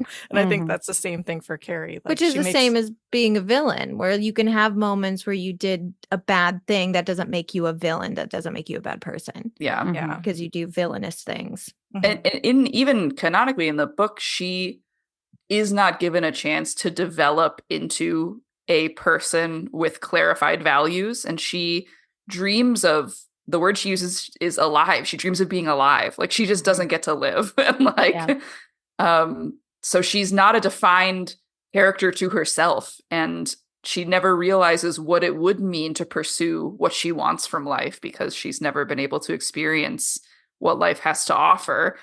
Both due to her upbringing and also due to the awful force of the collective and the force of societal norms and how they punish anything that violates them. One of the exercises that I did have students do was to put Carrie on trial at the end of the unit, and like, everyone had different roles and there were like lawyers on both sides and like whatever. And I think usually they would come up with like, well, we don't want to like send her to jail forever, but she should be punished in like some way. And like so it was a fun deal, but they also couldn't quite grapple with like, what do you do with this sort of figure? And the book ends on that note too, of what do we do with someone who has the power to commit mass murder and who can't really be controlled, but who is at the end of the day another individual with thoughts and feelings. Yeah. The book sort of blames preemptively people who refuse to reckon with this question. And it is a really interesting question. It's a pretty impossible one. I feel like she's almost like a self-fulfilling prophecy too, because like Ashley was saying, how she affects people around her. And it's almost like she thought they were going to laugh at her, so they laughed at her. And because they laughed at her, then that made her, do this thing. And it's like what she thought of herself. Now people are picking up on that and reflecting it back. And now she's blaming, it's just a snake eating its own tail in some regards. And it's like, what if, yes, the bullying made her feel that way, but now because she feels that way, now they're feeding into that more. And that's just like so tragic that like, what if she hadn't thought that they were going to laugh at her? Like maybe they would have just rushed to help her. Maybe they wouldn't have laughed at her and maybe everything would have been different, but we'll never know. Well, we were just talking about this control she seems to have or this influence she has. So what if like the idea of them laughing is something she kind of transmitted into their mind? Onto them. Yeah, exactly. Yeah. I have this I don't know. I feel like that's just what people do. I think so too. And there is that passage. When it's an awkward situation, you and you're almost in your high first and you're in high I mean, school. how many of us laugh at horror movies, right? Like I do, and something is yeah. so like, oh my God, I can't believe that just happened. Like I'm not laughing because it's funny. I'm laughing because it's like, oh my God, that's so you do. disgusting. And someone does scream first, and it is like watching a horror movie. Right. Yeah, but it is, I do think it's interesting. Like, was this like she sees herself as a loser because that's what everybody else sees her as. And it's like she can't see outside of that to see herself as a real person. And I think for a book that is called Carrie, that is about Carrie, so much of it or so little of it comes from Carrie. There's so much more. It would be interesting to actually kind of clock the pages of like how much internal like I don't know if internal monologue is quite the right word, but like how much of this is from Carrie's perspective and how much is it from the outside? Because most of it I feel like is from the outside. Hey, we've talked about this with true crime, right? Like one of our greatest fears is somebody else telling our story after we're gone. And it's like, that's what's happening to Carrie. Like her story is being rewritten, which is horrifying. Yeah, I mean, obviously exactly. we get a lot of Carrie, so I'm not complaining, but yeah, I think there's parts of that in there. Well, and also think about all the times that you've hated a part of your body. Oh, And today, why did you mean? hate it? Yeah. Why did you hate it? Because like when I look at myself in the mirror and I look at my body in the mirror, I don't see the flaws from my POV. I see the flaws from what other people might see. Mm-hmm. Other people might notice this. Other people might notice this. And it's the same, I think, with what Carrie's going through, where it's like, you know, the teacher, Miss Dijon, takes her aside and literally puts her in front of a mirror and is like, you are beautiful. Like, brush your hair. Yeah. Yeah. Take a shower. Like, you know what I mean? But that's another part of like womanhood where it's like, if you just put on some makeup, like you would, and that's sort of like, oh God, okay.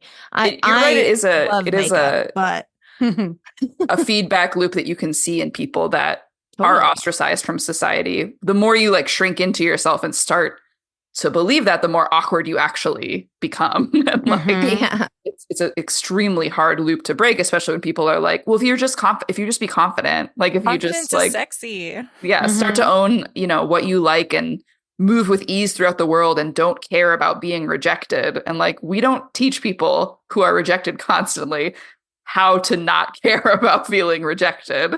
That is a skill set you really have to be coached in. And even then, it's really fucking hard, you know? And I think there's this moment when she's thinking about going to prom and she's like, she's waiting to see if Tommy will show up. And I always like want him to just not come, you know? But then I also think, you know, she's thinking through the next 20 years of her life. Am I still going to be living with mama? Am I going to go watch like Wheel of Fortune with my like 90-year-old neighbor? Spiraling. Exactly. Yeah. But she's also like, and it could be that I'm getting a little bit of the Susan Norton, like seeing her future kind of things mixed in, but it's like she's starting to explore a world outside of this house, but she just has a couple of days to do it and a couple of days to see herself as a person who has a joke that somebody will laugh at, and then it's all taken away. And I think one of the biggest tragedies of this story is that she never sees herself as a villain or a hero because she doesn't see herself as a person. You know, she doesn't have enough an identity. Exactly. And she doesn't like once she gets a taste of it and then it all goes to shit. I think I don't know if I 100% agree with this, but like when I try to put her in a category of either hero or villain, I feel like those are categories that were created to describe men or male characters. And like Tommy and Billy. Exactly. Yeah, we got our hero and our villain, our blonde guy and our dark hair, John Travolta. And I just feel like Carrie is something more, and she feels like the beginning of something more. And it could just be the beginning of me seeing myself as something more than just a hero or a villain. Like I don't have to go into either one of those categories. I can be like more complex or more flawed. And I think that's what she means to me the most. Is just this example of, you know, I've got power. What do I choose to do with it? I think that's also why I'm so drawn to Charlie McGee and Firestarter too. Is like, what do we do with the power that we have? And it's not just discovering that we have power. It's choosing who we want to be in the world. Well, maybe if she had survived and gone on, we could give a clearer answer of whether or not she's a hero or a villain. But when you actually look at like where the meat of this story takes place, it's over a matter of like less than a week. Yeah. Right? Like it's it's the week of prom at the beginning of the novel, and the novel ends with prom. Yeah. So it's a very small window of Carrie's life that we get to see into.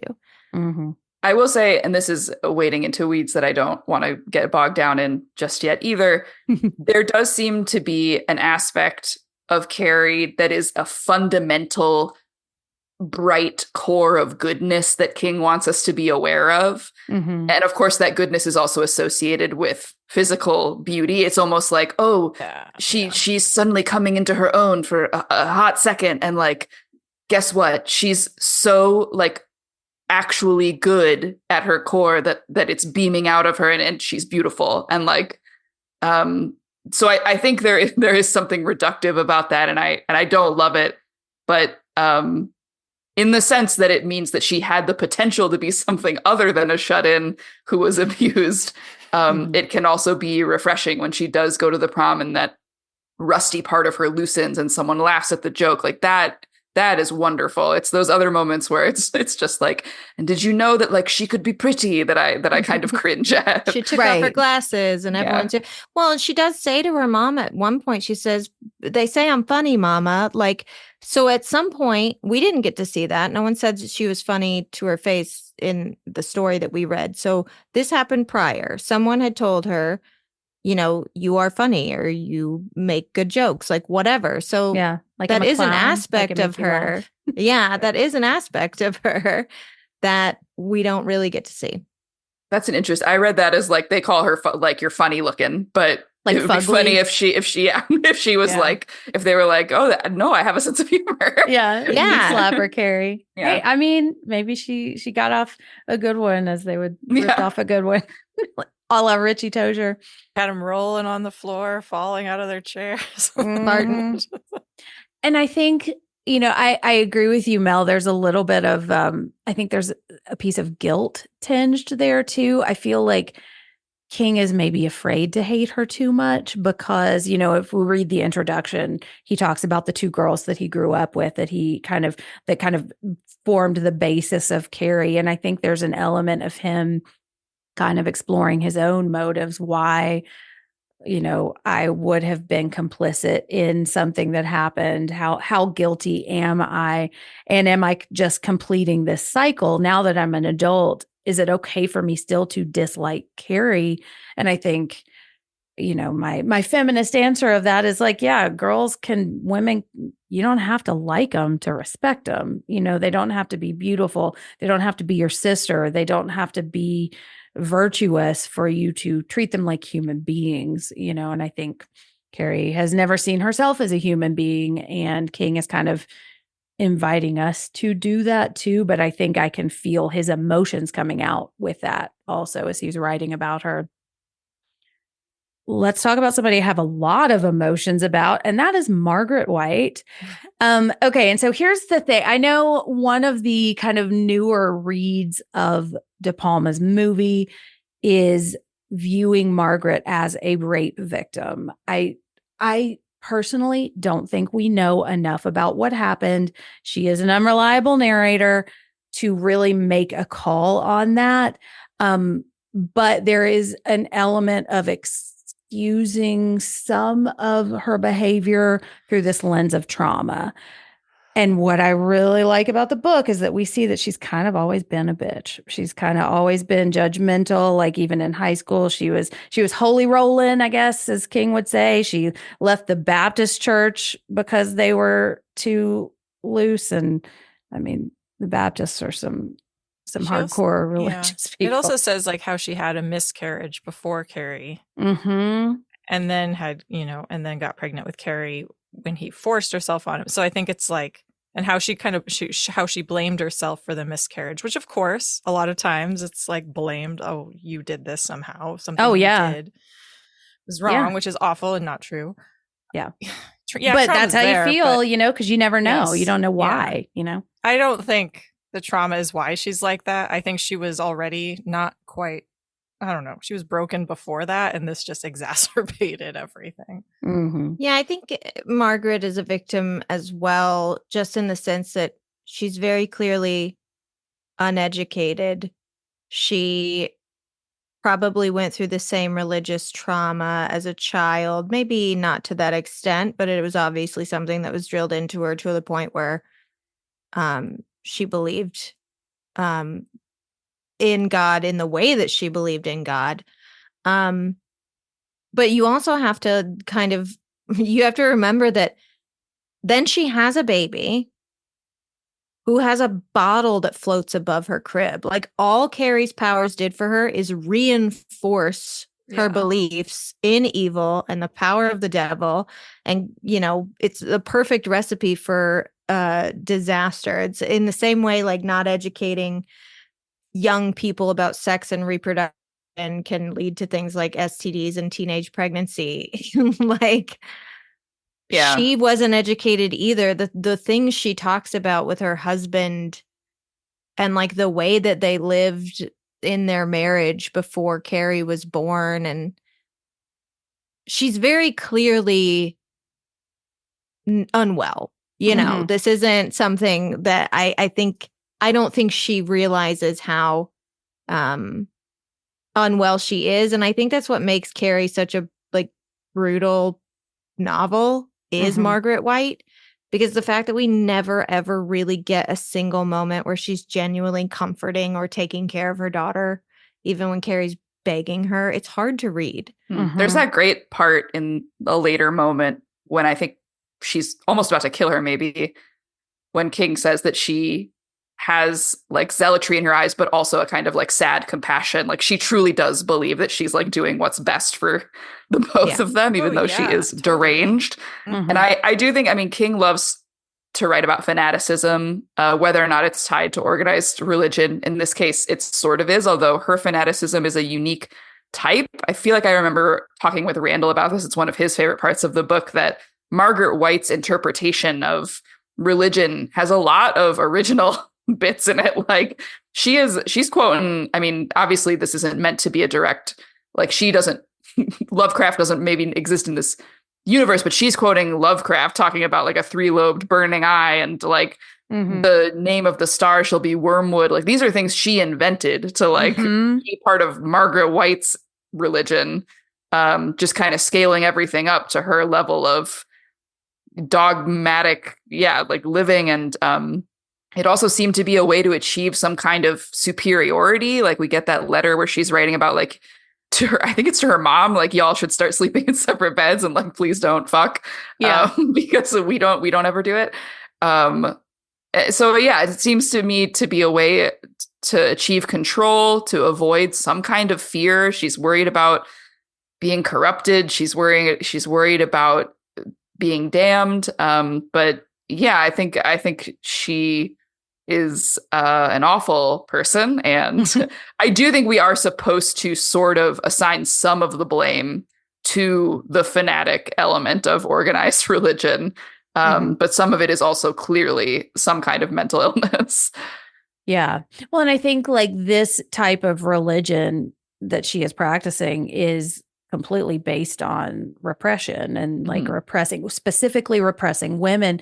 And I think when we were talking about blood, I remembered something I was going to say is like, once you become a woman, once you become a menstruating person who can get pregnant, you become not only responsible for your body, but for the thoughts of everyone else about your body. And I feel like Margaret is like acutely aware of this. She knows what it is to be a woman in the world. And she's, I think, experienced maybe the worst part of it, combined with this religious fear that she's, I'm not exactly sure where it's come from, her parents, but also just kind of her warped mind.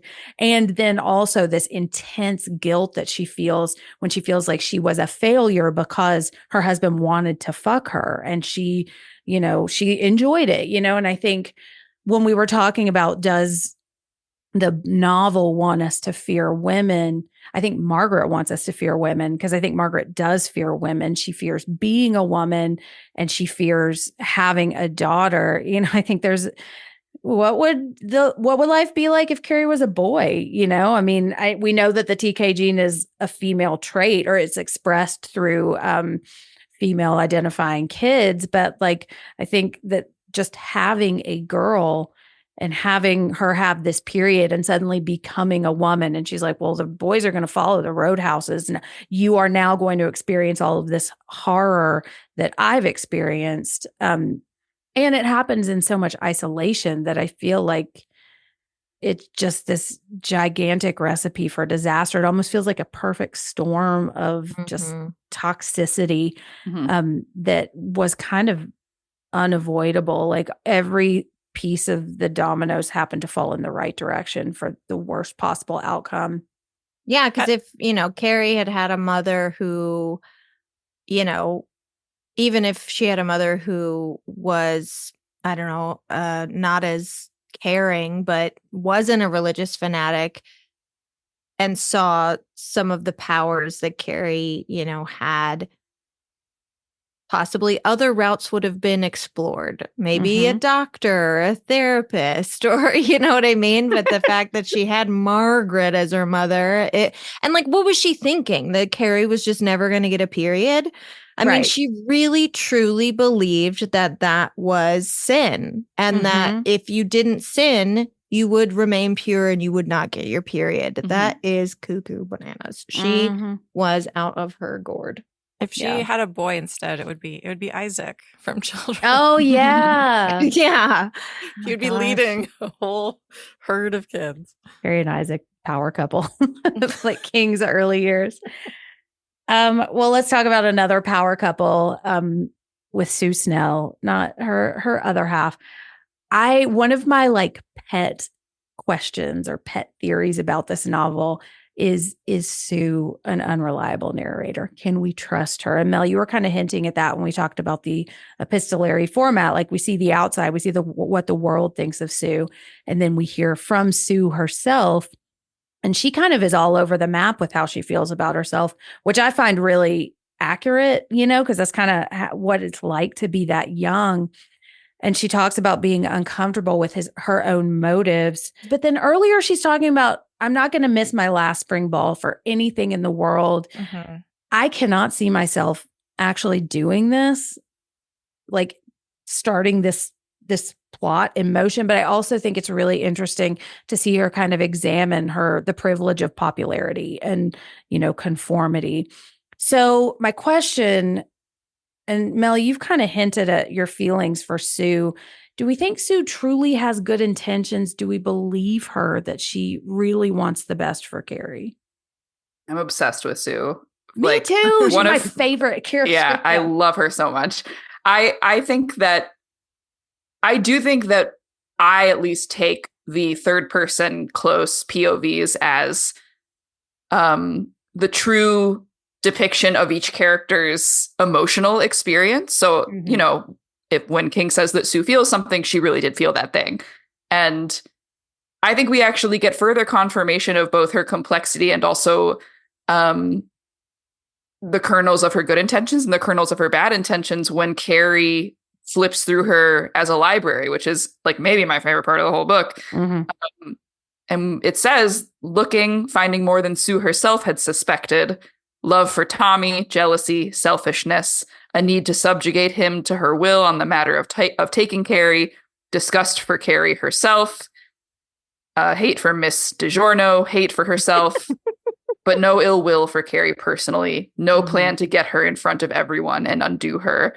And I think that's sort of the final word on like Sue's motives are very complicated. I have a friend who once said to me, we always have low reasons and high reasons for doing things. And that's never left me. I think that's very true. And Sue has plenty of low reasons and plenty of high reasons. And I think that's just being human.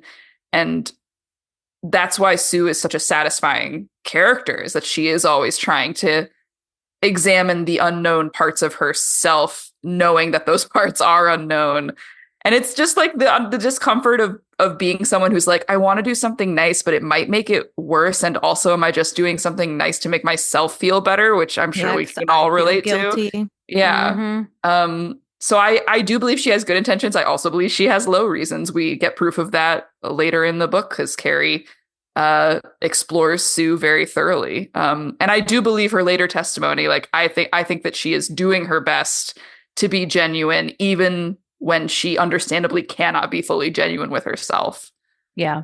Yeah. And I think doing your best, like I've recently been very into Brene Brown, and she talks a lot about doing your best. And like, you can still be doing your best and it not be good enough. And you can be doing your best and awful things happen. I found the quote I wanted to read on page 159. She was glad they had decided to leave her alone because she was still uncomfortable about her own motives and afraid to examine them too deeply, lest she discover a jewel of selfishness glowing and winking at her from the black velvet of her subconscious, which is just chef's kiss. Have you guys I have this happen to me a lot. I don't have a lot of people in my past that I feel like I've wronged or that I want to like apologize to. But there's a couple that like I've thought about like, oh, maybe I should reach out to them and like apologize. But what always comes back to me is like, is that for me or is that for them? Mm-hmm. Because in my head, there's still, there's still hard feelings there, or there's still bad memories there, or there's still whatever there. That might not be the truth. They might not even remember what the hell I'm even talking about when I go to apologize. So like, is the apology, and I still haven't found an answer. Like, is the apology for me to make myself feel better? Or is it because I genuinely think that they would appreciate an apology? Yeah. Well, and Tough stuff. part of the 12 steps, that is one of the steps as you create an inventory of people you've wronged, and then you make amends for that. Now, I have not officially done all of the 12 steps. I think I kind of did a half-ass like feeling my way through, because I definitely did have a year where I was reaching out to a lot of people and like, I'm sorry, I was a bitch to you. But that is something that you have to consider as a part of that step. And there's writing about it in the big book too, is like, is this going to re-traumatize? Is this selfish, or is this just for me? Or is it, because I mean, I think to a certain extent, it's okay if it's just for you. If it releases you from this guilt you've been carrying, that's okay, as long as you're not harming somebody else. But yeah, that's definitely something to consider. And I think that's what we see. Like, she's got the best of intentions and it goes spectacularly wrong in the worst possible way. And she is the one to survive and have to live with it. An interesting part of that, though, is that her intentions are not misunderstood by Carrie herself initially. Like later, she thinks, oh, maybe Sue helped plan this. And then again, we get her exploring Sue and finding out, oh, no, she didn't help plan it. There's no ill will for me personally. But right before one of our favorite passages that you already read, Jen, when Carrie decides to use her power, not, doesn't matter if it's from light or darkness,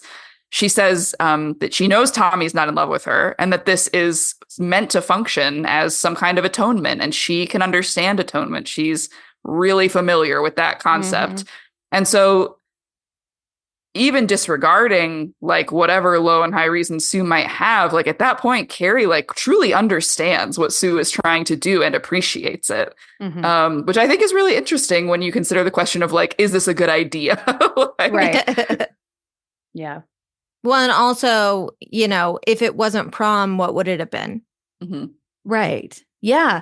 And I kind of think about this too, as like, is this inevitable? Because this is an unsustainable situation. You cannot keep picking on somebody over and over and over again and have them not explode, And so I don't want to say Sue did her a favor, but Sue lit a match that would have been lit in some way, somewhere down the line. It is kind of like half-assed atonement in some ways, though, because she makes Tommy do all the heavy, you know what I mean? That's like true, she's sitting at home like, I'll rent out my boyfriend for the night. Like he's the one there hanging out with her, being kind. And she's just sitting at home like, yeah, she gave him permission and came up with the idea, but there's a little part of it where it's like, just have a conversation with her, Sue. Just say you're sorry. Don't send Tommy in to do your work for you. She knows Carrie has a thing for him. But also like she's a teenager. It feels very human, and that's what I love about Sue, is how human she feels. Like it's okay to not know where you feel, and like even when she's talking about her relationship with Tommy and having sex with him, and just how like she's still not fully sure, like she's figuring that out deep into their relationship. She's still figuring out how she feels about all of that, and so like those things, those inner conflicts, those uncertainties are what make me love her. Yeah. I love her conversation, or like her thought process of like why she is with Tommy too, and I think this is me bringing myself to it, or like kind of interpreting, but there's she's so fed up with herself and just this class couple, like Susie Q, like Cupcake, and so it almost feels like she is releasing Tommy to Carrie, and part of her atonement is giving up this place as the queen or the popular couple, and that she's kind of realizing maybe I don't really like this. We never get a confirmation that they're going to go to the same college, that they're going to stay together after this. And so I think I wonder if she's saying, she's afraid that Tommy is going to be in love with Carrie, but I also get the feeling that if that happened, it maybe wouldn't be the end of the world for her, and that it might actually be like, I think part of it is to help Carrie, and part of it is to help her kind of reject this conformity that she sees kind of hurtling or barreling towards her, and she doesn't know what to do about it. I think one of the most compelling things about this book to me, and one of my favorite passages in this and in all of King's writing, is when she's talking about conformity and like, what does it mean to be popular? What does it mean to do everything right? And Carrie doesn't really have to deal with that because she isn't, I guess that's a plus side of not being fully human, is that you don't have to deal with this weight of people's expectations, because nobody expects anything from Carrie. And so there's kind of an element of her trading places with Carrie too. What would it be like to just stay home on prom night, just to not care because you just remove yourself from that whole ecosystem? Which reminds me of what we were talking about earlier about like the pressures and the expectations when women were given a fair shot at having, jobs. And it's like, you think about it and it's like, well, how much of my life, my current stresses would be relieved if I didn't have that expectation. If my expectations were to care for the home and care for, if they were very much so laid out for me, as opposed to having to find your own path, which causes a lot of uncertainty and stress in those areas that women before us didn't actually have, because they didn't have that choice. Right. There weren't any options. I think about that with having kids all the time. And to be very clear, I love my children. I wanted to have them. I intentionally had them, and I'm glad that I had them.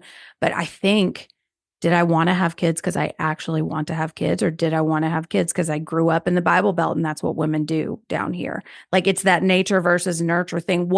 How much of this comes from me and how much of it comes from the outside? And I think we see Sue struggle with that in a way that is small because she's in high school. So it's easy for us to access, but that can extend to so many bigger things. And she's incredibly mature for a oh high yeah, schooler. Totally. Some may say too mature, but not me. I don't think so. Not my Sue. Let's talk about an incredibly mature woman, Chris Hargensen. I don't think I want to read the passage where she manipulates Billy, but she's so like calculated with how she relates to this man. I don't think he's quite a boy. He feels a little bit too big and burly and dirty. But my question, and I accidentally, Rachel, I didn't even catch this. My question was, is Chris the story's main villain? But I accidentally wrote, is Christ the story's main villain? Oh, I think both work. But if we're comparing Chris to Margaret, who do we think is the bigger villain and who is more to blame for what happens? I mean, I think we can all agree that the main villain is the patriarchy. Yes, the main villain is always the patriarchy. Deeply ingrained misogyny. Yes. But yeah, everyone did this to Carrie, though. Yeah. Everyone did. Systemic failure, I think. Yeah. Her mom, her teachers, her classmates, her neighbors, the world did this to Carrie. Yeah. But Chris is a bitch. Well, she's like more aware of what she's doing. Like, Margaret's terrible. Like, she's awful. She needs help. But I think there's a part of Margaret where it's like she has totally unaware. No like self-awareness actually, maybe, of like what she's actually doing. But Chris does. She knows exactly what she's doing, and she has multiple opportunities to back out, and she doesn't. Yeah. I love how all three of the main high school women, Chris, Sue, and Carrie, are sort of mirroring each other at different points in the book. Like, I think Chris's experience with Billy is almost another version of Carrie's arc, in that she discovers she has power and she could unleash this thing, this Billy, this very violent thing, like onto the world and onto her high school. And she does it. And then she's kind of like, oh, fuck. Like, I don't know, man. That was a lot. Yeah. That was really dangerous. And I am very intoxicated by it. And I'm very sexually drawn to it. And it represents something adult and uncontrollable right now. And so I love that bit. And I also love how she mirrors Sue. I mean, we get post coital scenes for both of them that are sort of familiar. They're like, why am I into this guy? Mhm. And for Chris, I mean, he represents again like this very exciting nonconformity. Like she has the same fears as Sue. Like she is like, I don't want to date these like fratty ass guys and their stupid neat cars and their polos. I like the dangerousness and the rebelliousness that Billy represents to me, and also like the literal immobility that his car represents to me. And the unpredictability of a life with him, because everything else feels very rote and like it's already been scripted for me. And so I love how King really sets all three of these women up in this like rotating mirror where they're reflecting different bits and they're clearly different people. But Chris is one version of another woman that finds power that is intoxicating and uses it to ill ends. Yeah. Margaret too. I mean, for her, it's religion, but I don't know if Chris is the main villain. I find her understandable, if not, I think that she's very condemnable, but I find everything I can track her logic, Well, and she's young too, it's like that passage where Sue's saying we were kids trying to do our best. I don't think Chris is trying to do her best, but she is still a kid, you know? And I think, that's part of what adolescence is learning how to not be an asshole, and learning what happens when you are. She's never really been held accountable either. It sounds like her dad bails her out all the time. So like, what's the harm? Like, whatever, I'm going to make my feelings known, but like, she has no consequences to her actions. The night she met Billy, they got busted. They were all at a house that got busted and there were drugs there and her dad got her out of it. Right. And her dad said to her, like, what are people going to think? And she was attracted to that. I think one of my favorite parts in the book is when she's talking about how expensive and nice her sweater is. Yes, and me she too. has to like help Billy fix his tire, and she's getting all the dirt and grime on her sweater, and she likes it, and she likes how filthy her nice sweater is. Yeah. Which I think we've all been there. We've all had that part in our life where we want to date the bad boy, or like for me, I always wanted to date skaters. And then eventually it's like, okay, I don't want to sleep on the floor anymore. Yeah. Like I would like see you later, boy. And I said, see you later, boy. And I got a man who has a bed frame. Yeah. Yeah. And I think, Mel, you make a really interesting point comparing the three of them. Like, I think she's kind of yearning for a consequence. She's yearning for some kind of accountability. And like, there's that moment where Billy is like, this is not a prank. This is fucked up. Like, you're committing assault. And there's almost this element of like, how far can I push? How far can I push until somebody finally gets me dirty, until somebody finally makes me feel bad because I have like unchecked power and she's pushing the limits. And I think all three of them, they really are exploring their power as women. Like, I love in the movie, like the scenes where she is convincing Billy and the scenes where Sue is convincing Tommy are intercut with each other and they go back and forth. And I think it's a really nice parallel. And so we see this younger generation of women finding that they have power. They can do things with it. What should I do? And then we have Mrs. Jordan and Margaret saying, don't use this power. This power is going to be bad. You can look in the mirror and you can be pretty, but like, just kind of keep it under wraps, because I've been in the world long enough to know that the world doesn't like women with power. So plug it up, Let's talk about Miss Desjardins, Miss Deja. I love how many different Miss Olive Garden. Olive Garden. Oh my gosh. So this is the moment that really hit me on this. This is one on page 158. This is the thing I thought I was reading before. It's at the dance. Carrie looks all pretty. And Mr. Desjardins says, it's true. Desjardins says, Carrie, anything that happened before, well, it's all forgotten. I wanted you to know that. And Carrie says, my temper flared in that moment. And then Carrie says, I can't forget it. Carrie said, she looked up. The words that rose to her lips were, I don't blame anyone anymore. She bit them off. It was a lie. She blamed them all and always would. And she wanted more than anything else to be honest, but it's over with. Now it's over with. And my I think my reaction to that is like Mr. Chardon said, it's forgotten. I was like, the fuck it is. Like, you say it's forgotten, but you're not the one that suffered this trauma. And I think she is really trying to do a lot of good, but it's also like, how long has she been Carrie's gym teacher? This is not the first prank. And I say this as a former teacher, you know, how much responsibility do we think Mr. Chardon bears for this? Could she have prevented this? I also really love when she talks about returning her contract unsigned. You know, I don't think I could ever teach again because I think, could I have stopped this? Do we think she could have stopped this? And do we think she should have? I think everyone had a responsibility to step forward and do something about what was going on with Carrie, and they didn't. Mm-hmm. And whether that was, you know, if it was a Dairy Maine scenario where people ignored bad things, or if it was just, you know, everyone passing the buck, like, it's not my responsibility, it's not my responsibility, it's not my responsibility to save Carrie. And it's like, well, someone has to, Mm-hmm. you know. But I also think, you know, one time I saw someone compare Carrie to a school shooter, which I very much so disagree with, seeing as most school shooters are white supremacists and incels. But in Miss Desjardins' case, I think that school shooter conversation comes into play really well here. Like, how many teachers over the years have to be her in this scenario, wondering what they could have done? What did they miss? How could they have prevented this? Is it their responsibility?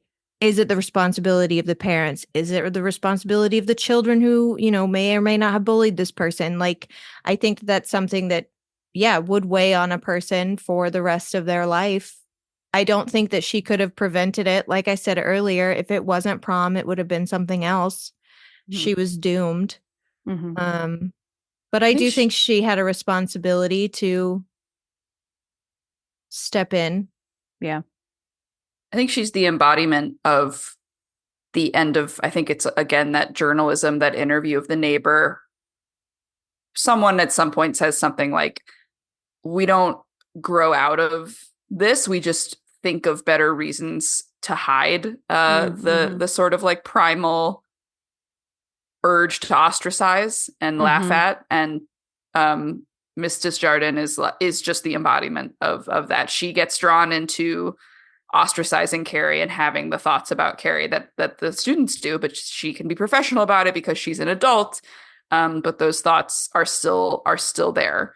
And there is something about not being able to acknowledge those thoughts and talk about and communicate, you know, what it means to be outcast, what norms are, what is expected of you. I don't know.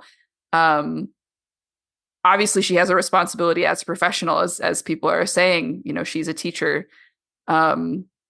But she's also, I think, a really accessible stand-in for readers who are adults reading this. Like, I think they're really able to see her perspective if you're not in high school anymore reading it.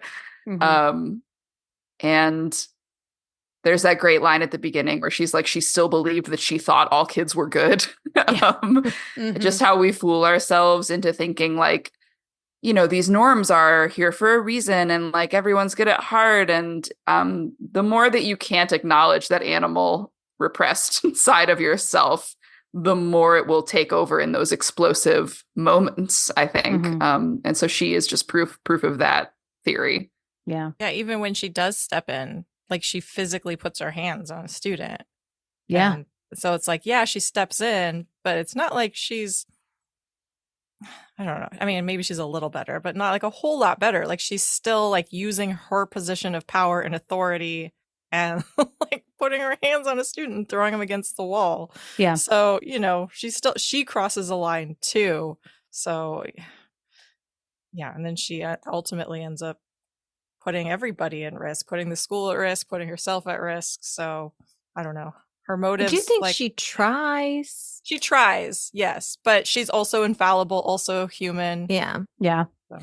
She's also a first-year teacher, too, which is, like, I remember my first year when I was student teaching in high school, and I was like, these kids are taller than me. Like, you can't really tell the difference. Like you still feel like you're still kind of in that ecosystem.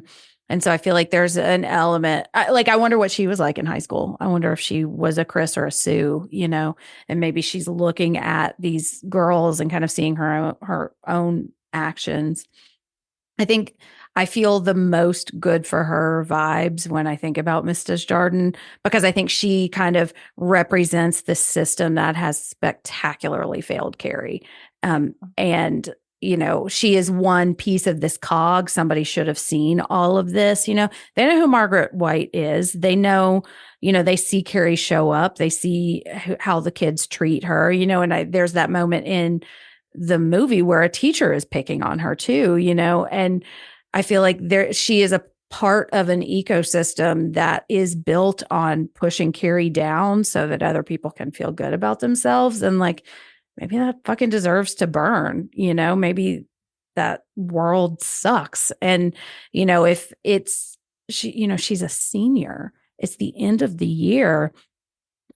She's weeks away from escaping all of this. And if somebody had stepped in at some point before this, then, and it's not really one person's responsibility, it's everybody's responsibility, because we all have to look out for each other. There's a lot of research that says students need 5 key adults in their life. It can't just be your parents. It can't just be one teacher. You need other people, because then you have differing perspectives and you grow up more well-rounded. And Carrie, all she has is Margaret, and we see how horrible that is.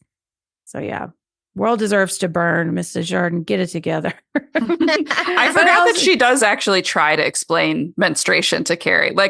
She is real. Carrie is so far gone at that point that even her efforts to be listen, do you know what this is? Here's what it is. They don't work, and she can only be 1 out of the 5, and that's not enough. Yeah, and that is a very human reaction too. It's what I'm responsible now for showing this girl I barely know. And I mean, as a teacher, you don't always like all your students, and it's hard to extend empathy to a kid that's been driving you nuts for 5 years.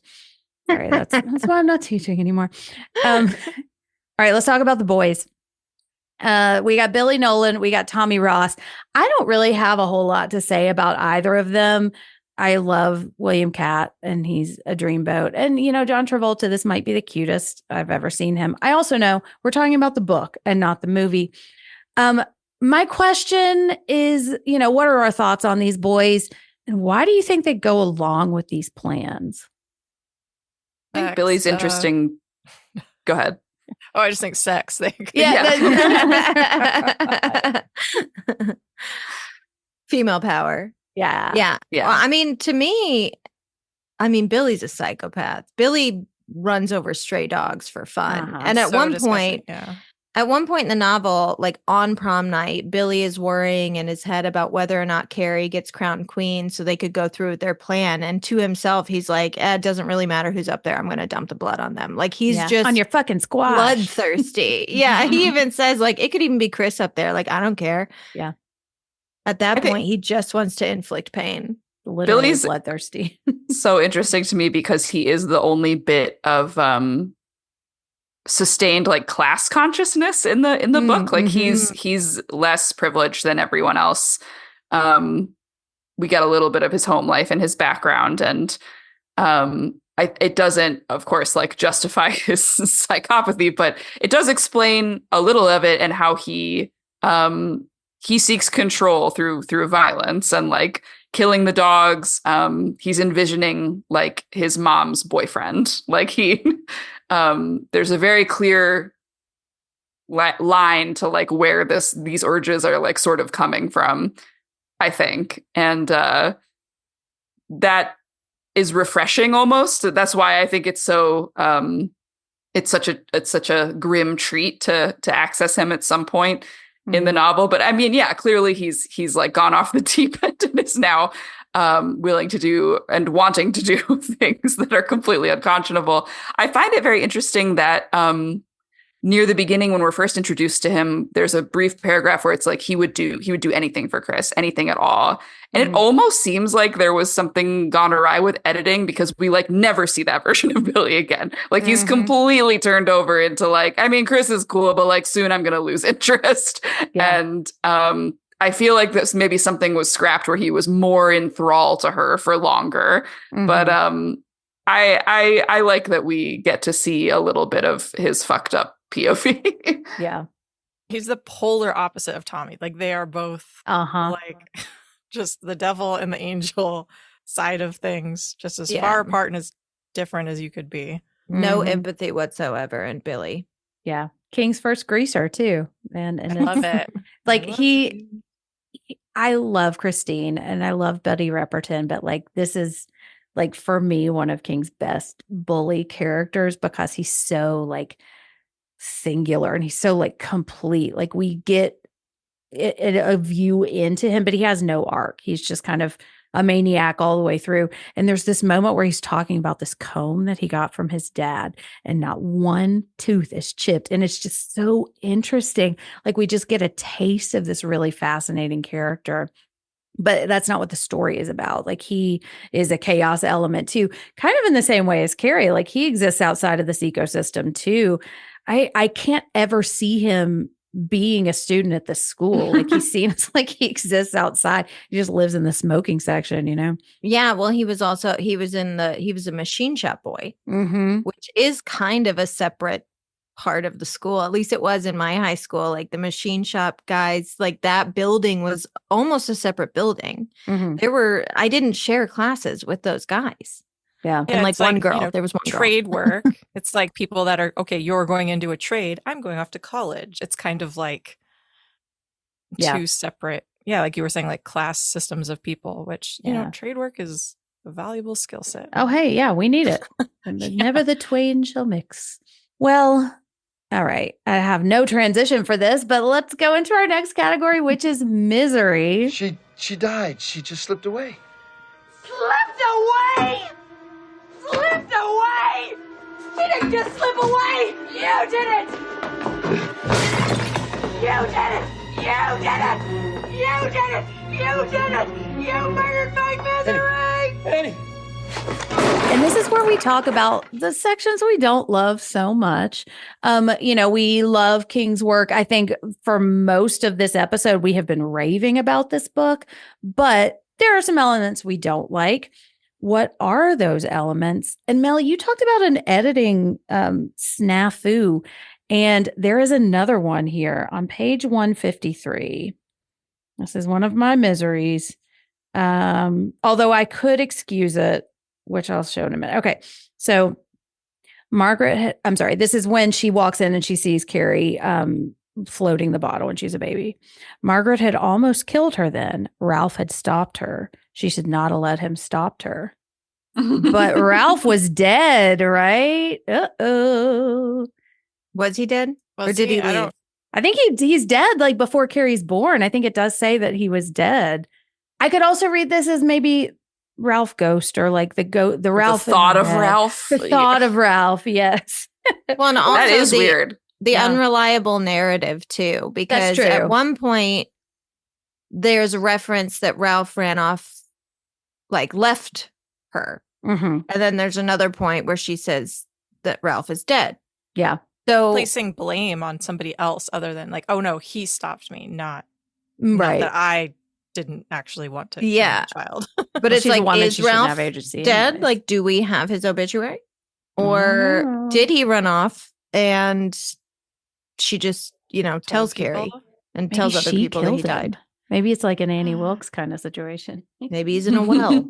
Maybe he is in a well. Man, I would love that. Anybody else have any misery they want to? I've got a little bit, but anybody else? Talking about like how large Margaret is and the acne and like, I don't know. It's very, I mean, we'll see it again. I was gonna say we've seen it before, but actually we'll see it again is what I'm saying. But that's just like, it won't be the last time we see that from King, but still it's like, oh, why does she have to be giant? Why does she have to have a ton of like acne and acne on her butt? I do think that is my largest misery for this book is not only is this King's illustrious start, but it's also the start of his equating prettiness with goodness and ugliness with badness. And there's so many examples of it. The neighbor section where she is just like, oh, she was so pretty though. She was so pretty. What did the mom do to her? We knew that she was going to be good because she was pretty. Carrie's dream of being alive, like uses the word again, she wants to be alive, but what that means to her is to have better skin and be thinner. The dehumanizing description of Tommy, like realizing that Carrie like isn't all that bad looking is incredibly strange. Like on page 100 for me, he stops using pronouns and starts referring to body parts with just like the word the. Her hair was darkish blonde, slightly wiry, pulled back in a bun that was not becoming to her. The lips were full, almost lush. The teeth naturally white. Her body, for the most part, was indeterminate. A baggy sweater concealed her breasts, except for token nubs. The skirt was colorful, but awful all the same. The calves were strong and rounded. And it's just weird. Like, why did we stop referring to her as a her? Like he's buying a horse or something. Yeah, the teeth are great. The teeth are good. She's a woman. I mean, it's just the whole book. Like the makeover scene is meant to equate, her sudden beauty with a sudden access to goodness and normalcy. It's such a prickly piece of the pie for me because of what the book is trying to do otherwise, and you can see it sneak in these strange moments, like when Carrie's at the prom and she is finally fitting in. There's a point at which another girl says something and the book refers to her as her nose as like a letter opener nose, and like that's just King being like, oh, by the way, this bitch was uggo. Like it's so strange and discordant with like the rest of what's going on, and you can just really recognize when he thinks a fat person is gross. Oh, also like Carrie's fatness and her acne are both equated with like bad behavior. Overeating. They are not like innate to Carrie. They are just like she has acne because she eats bad foods and she's fat because she eats a lot. And even the book book is like her body like didn't naturally want to be fat. Like, don't worry. Like it's only because she like overdid it and then she got a little chunky like around the waist. Yeah, there's a part where she's talking about her hips and she's like, my hips are full and da da da. And she's like, but my waist, like you can tell that my body doesn't want to be this shape. And I have great legs, just like Sue and Chris, but I can't show them and blah, blah, blah, blah, blah. And it's just like, okay. Yeah. It's like there's goodness in her. We promise. We're gonna. It is skinny and hot. Exactly, because that's what good is, Rachel, you got any misery? No, that was it. Really, just the physical descriptions of people in general. I think sometimes it's like, okay, that feels very kind of, I don't know, not necessary. Yeah. Well, I also want to mention we've got a couple of instances of dated racism. Like we mentioned Song of the South. We talk about keeping, word I'm not going to say out of clean corners. And I don't want to say I don't fault King for this, but I think this is more a reflection of the time period than it is of King's own biases. Although I do think he has biases. It's just, I don't like reading it. And it. Sure. In that one, he's like intentionally being racist. Yeah. When he says the N-word, because it's how racist people would refer to like that happening. But there is later, he says her lip puffed to negroid size, which is terrible. And that's just part of the narration, which is like, you really stop reading when you hit up on that. Exactly. Yeah. Yeah. And like the Song of the South thing, that is coming from a character, although it's a character we know little about. So that kind of feels like it's coming from King too. I think, we did an interview a while ago with Scott Woods about, King's treatment of non-white characters. So I would encourage you to go back and listen to that if you haven't already, because we talked in a lot of detail about this. But this is just an early example of it that I don't love. Yeah, and in some instances, it's like, where the fuck did that come from? And then in other instances, like, especially with the Song of the South thing, like you said, like, it was coming from a character, and it sort of, it shows you where these people are. They're in a small town in America, and I don't know, where is Chamberlain? Is it in Maine? Yes, it is. Yeah, it is in Maine. Okay, so small town in Maine, like, you are going to encounter people with maybe some racist opinions. So like when it's in that context, it doesn't irk me. Other contexts, obviously, rubs me the wrong way. Well, let's talk about the things we do love in our next section called Word Processor of the Gods. We're going to make a new rule. Whenever I'm in here, you hear me typing. Whether you don't hear me typing, what the fuck you hear me doing in here, when I'm in here, that means that I am working. That means don't come in. Now, do you think you can handle that? Yeah. Fine. Why don't you start right now and get the fuck out of here? I can never get enough of Stephen King's foreshadowing. Like, I just love it. Even it can be the clunkiest anvil over my head. Like, I just love it. I always think, and no one in the free zone never saw Dana Jurgens again, or I can't remember which one it is, but we get a couple of examples of that. Like, Margaret White, of course, was dead, which reminds me of like the Marleys were dead to begin with. And then we have he and George and Frida had less than 2 hours to live, which we'd already mentioned. Anybody have any passages they want to highlight or read that they particularly like? There's a really tiny moment where Carrie is going to bed. She had just, I think it was right after she lifts her bed for the first time and lets it down. And she crawls into bed and she mentions that her mom doesn't allow her to have a pillow. And that's something that if you were like a younger boy, you might not even know that's referencing. But if you're a girl, you know that that's probably referencing masturbation, because a pillow is something that a lot of young women use to masturbate for the first time. They rub up against the pillow. And that is a moment that Stephen King could have elaborated on and given context to. But the fact that he didn't, made me love it even more. It ends right there. Like, mom doesn't allow me to have a pillow. And then there's like a news bulletin. Like, it just moves on. And I loved that. I've got one on page 103. It says, she felt that her heart would break if he uttered so much as the wrong sound, and if he laughed, she would die. She felt, actually, physically, her whole miserable life narrow to a point that might be an end or the beginning of a widening beam. I love that. She actually physically felt like, because I feel like when you're this age, you actually physically feel everything. Yeah. Yes, I could die. I could die. I could actually die. I don't know how many times I told my mom that in high school. Like, I'll die. I'll die if I can't do this. Like, will you die? Yeah. Will you die? Yes, I will. Yeah, I might. Yeah. You'd be sorry then, wouldn't you? Yeah, exactly. Mother. I love, we've mentioned a lot of them already. I love Sue as the library. I love Carrie's death is like awful and beautiful. I love the passage you read already, Jen, about her deciding to use her power. Love everything with Sue. I'll just read a tiny bit of the memory of the stones when she first, like, it's the big flex. For me, it starts on 109. Mama's face twisted and working, drool on her chin, holding Daddy Ralph's Bible in her other hand. You'll never look at that naked wickedness again.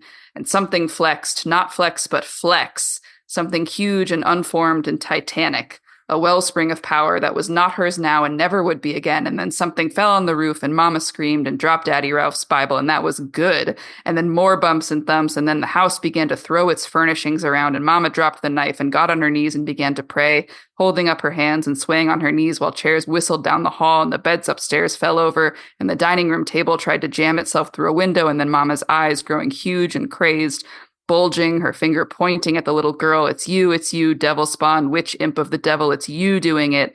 And then the stones and Mama had fainted as their roof cracked and thumped as if with the footfalls of God. And then she had fainted herself. And it's all like one sentence. And it's terrifying. I know. Yeah. And I think that's something we'll see him continue to do, is this like stream of consciousness writing, and to see, for better or worse. I think there are some good examples and some examples that don't totally work, but for him to like have kind of mastered that already, I think really kind of speaks to his talent.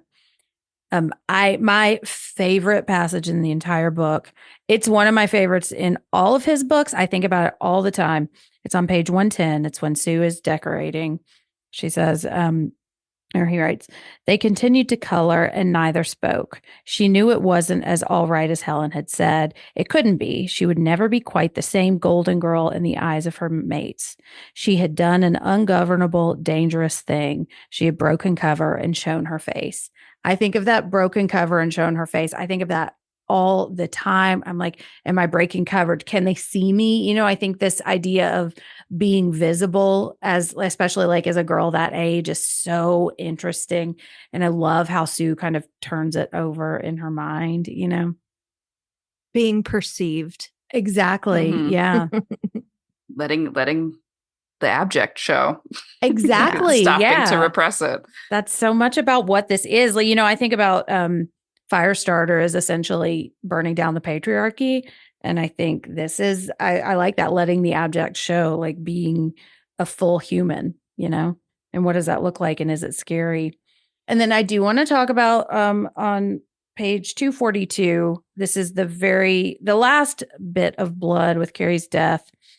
And Mel, you already talked about the library going through her memories, but the after image began to fade reluctantly, leaving a blessed, cool darkness in her mind that knew nothing. She slowed, halted, and became aware that something had begun to happen. She stood in the middle of the great and misty field, waiting for realization. Her rapid breathing slowed, caught, and suddenly, as if on a thorn, and suddenly vented itself in one howling, cheated scream as she felt the slow course of dark menstrual blood down her thighs. I fucking love a scream, like a full-throated fuck the world scream.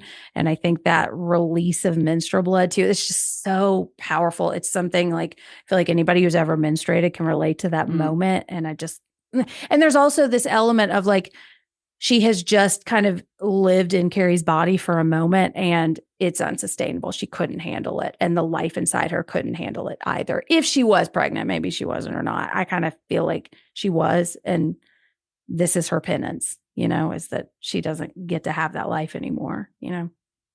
Yeah. Anybody got any more? Covered a lot. Nothing in particular. I mean, I love everything about it. A lot of it's great. It's all good, yeah. I love the moment that this is the moment when Carrie went over the edge. Like, I love that shift into like murderous insanity. Mhm. It's like, yes, my bread and butter. Oh, also the fucking smackdown in the principal's office, man. How many good literary smackdowns do we get? That like the let it be court, we will cross file. Like, I love that passage so much. Sorry, I'm like pumping my fists have in the you air. read this versus this? Yeah. Exactly. Oh, it's so good. I have wondered about like twisting paper clips too, because it's just not in my wheelhouse. All right. Well, speaking of twisting, you know, a paperclip like thing. I don't know how that works. Let's talk about pound cake. After all you've been taught, everyone isn't bad, Mama. Everything isn't a sin. Come to your closet and pray. Ask to be forgiven. He's a nice boy, Mom. You like him. You really like him, Mama. There's a lot. There is a lot. Yeah. All right. Who wants to start us off? I mean, page 4 for me, their morning sweat was light and eager. This is high school girls' bones. Oh, well, that's why they're so Has eager. my sweat ever been light or eager? Like, what would I can't eager remember sweat be? an occurrence. Lots with Tommy and, well, not a lot, but there's some with Tommy and Sue. And I think tonight was only the second time she had begun to feel something like pleasure. And then it was over. Oh, yeah. Tommy had held out for as long as he could, but then it was just over. It seemed like an awful lot of rubbing for a little warmth. I was like, hey, girl, I hear you. Get used to it. Yeah, exactly. I love there finally seemed to be enough room. I feel like that is that's pound real. cakey, but it is real. It's real, and it's so interesting to hear that because I feel like that's such a person with a vagina experience. Yeah. You know, I wonder if Tabby had a little hand in We that. get dirty pillows. Yeah. We do get dirty pillows. I yeah. love, there's so much talk of like the orientation of breasts in this. Like they're referred to as upright and up thrust and given the proper uplift. And we just need to know that they are pointing the right way and they are supported. Yeah. Except for Miss Desjardins, because she is non-breasted. Yes. Very important to note. Yes. The gym teacher. But you know. And then on page 109, Chris is jiggly. Like some dirty old man's dream, which, yeah. I really like that Chris masturbate. I was just going to bring up the Chris masturbate thing. Yeah, I think this is really interesting. I do. And she masturbates thinking of having sex with Billy earlier that night. Mm-hmm. And on my book, it's page 132. They had rough sex earlier that night. He kissed her again. His mouth felt as if he might be grinning. "Feel me," she said in his ear. "Feel me all over. Get me dirty." And he did. One nylon split like a gaping mouth. Her skirt, short to begin with, was pushed rudely up to her waist. He groped greedily with no finesse at all. And something, perhaps the sudden brush with death, brought her to sudden jolting orgasm. She had gone to the fights with him. And then they kind of get dressed, blah, blah, blah, blah. She's talking about his body. And then she said she thought of last Monday night and how it had been. He had been, no. Time enough to think of that later, maybe, when it would do something for her besides cause useless arousal. Yeah. Filing it away in her spank bank. Yeah. She was literally like, I'll keep that for later, actually. And I love that she went to the fights with him. Like, that's just such an interesting cap on that. Because you can see the two sex scenes we get, two for sure sex scenes we get between Chris and Billy as being violent, but it's a mutual violence. Mm-hmm. It is it's rough sex essentially. Yeah. Which can be very exciting and can be very liberating. Yeah. I probably don't want my husband to slap me across the face several times when we're having a conversation in the car, but yeah, that was rough. What did he say? They descended into a red thrashing unconsciousnness, which I think love that. So yeah. And then I have when Chris is masturbating too. If they trotted long enough and spent enough in the process, she usually let them go to bed with her. Quite often, she lay passively beneath them, not helping or hindering until it was over. Later, she achieved her own solitary climax while viewing the incident as a single closed loop of memory. Just so, I don't know if I quite buy that coming from Chris, but it's interesting to see how cold and detached she is from her body. And maybe that's why she is so into Billy, is Billy like sparks something she hasn't felt before, you know? Yeah. I mean, he makes her be present. Right. Mm-hmm. Exactly. Because he's like hitting her with his shirt, you know? Yeah. And his hands. And his hands. Yes. Yeah. He is. And there's multiple times where it's like, if she hadn't given in, he was just going to take her anyways, you know? Yeah. Billy's not a good guy. He's not great. For the record. I wouldn't date him. I know. Yeah. Does he look like John Travolta though? Because hold on, I do like. Wait, hold on. This is the hottest John Travolta Travolta has ever looked. He is dreamy. He's just so stupid in the movie too. Like he's such a stupid character. You said that at first, like it made you hornier. You were like, he's just so stupid. He's just so stupid. Dumb. You know, I just like a good himbo, you know? I mean, how much time have I spent dreaming over the deep on The Boys, Rachel? Well, let's talk about, horrifying boys. In our next category, the cemetery. What's the bottom of the truth? Well, sometimes that is better. The person you put up there ain't the person that comes back. It may look like that person, but it ain't that person. Because whatever lives in the ground beyond that cemetery ain't human at all. I just gotta say, my transitions have been on fire tonight. Just like, and the next thing. All right. The scariest moment for me is when she's stepping over the lines, the cables. She's talking about the big steps and just the way. And hold on, I pulled some like on page 211 and 213. Let's see. I stepped over 2 live wires and went around a body that wasn't much more than a puddle. I had to look to see where I was going. There was a wedding ring on the body's hand, but it was all black. And then That's an exact line I have written down. Oh, because really? It was so visceral. It was so gross. Like thinking about what had happened to that. I mean, he got electrocuted to the point that he melted. Liquefied. And there's another moment where like somebody touches a body and just like kind of bends backwards. Yeah. It's just, it's horrifying. Yeah. Yeah, I would say the detail and the destruction on prom night, like for people who haven't read the book but have seen the film adaptations, you miss a lot of those little details. And one of them that I really love, it's such like, it seems so small, but when Carrie is holding the door shut with her mind, she gets a little distracted because the town air whistle starts going off. And she says her mind's eye lost sight of the gymnasium doors and some of them almost got out. No, naughty. She slammed them shut again, catching somebody's fingers. It felt like Dale Norbert in the jam and severing one of them. Yow. Just thinking of his finger getting severed makes me cringe. And I Also, also just, like that she almost could got out. feel. Yeah, they almost got out. That was Can't let them get out. They'll put out my fires, And I love that she can feel who it is. You know? In her mind, she can feel whose fingers she just severed.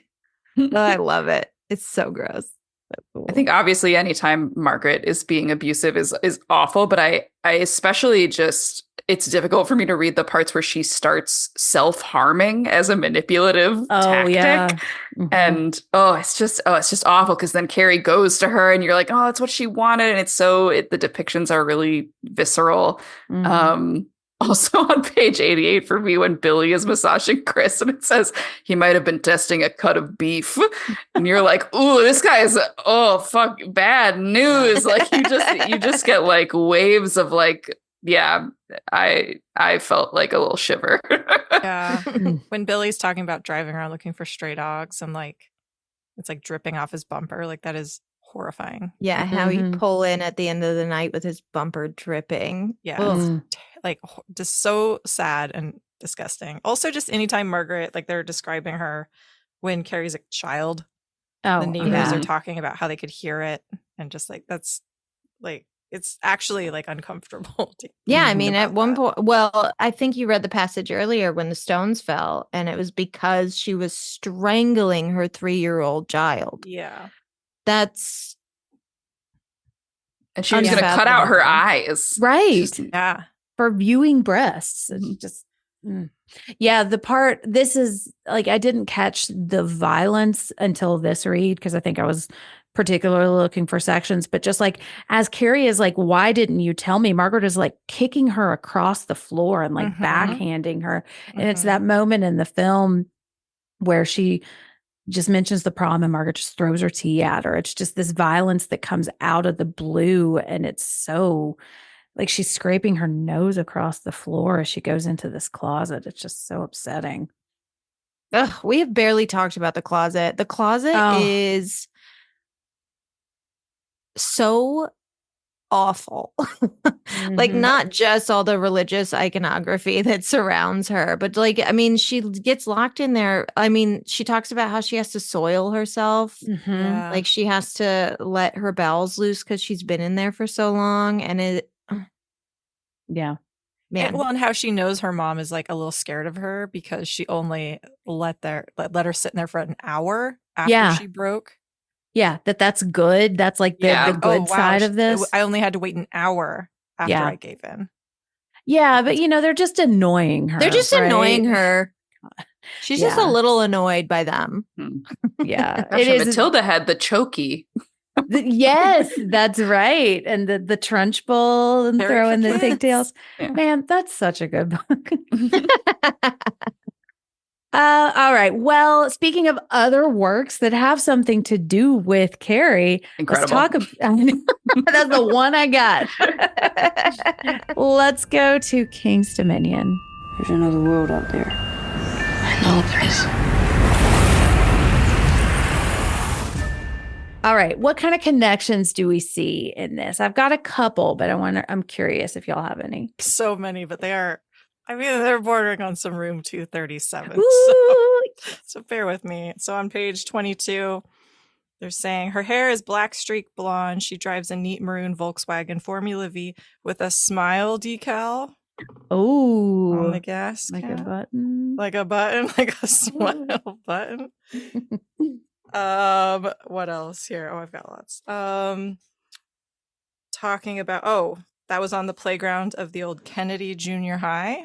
There's multiple references to JFK, maybe because it has something to do with the year, but I prefer to say it as foreshadowing for 11/22/63. Yeah, I was going to say what's interesting is that, for King's Dominion, he had no dominion. Right. At this point. Like this was He's establishing. Yeah. So that was what's so fun about reading and rereading this is seeing the moments where you can see future King novels at their earliest stages. Just the fact that Chris's real name is Christine. Yeah, love that. I'm sorry, not Christ, right? Not Christ. That's part of it. A lot of root beer talk, which is not be the last time we hear King talking about how much he loves root beer. Oh man, I wanted a good root beer when I was reading that. I mean, you could see not just her name, you can see a lot of Christine, the beginnings of Christine in this. On page 137, the car fed him power and glory from its own mystic lines of force. The car was his slave and his god. It gave and it could take away.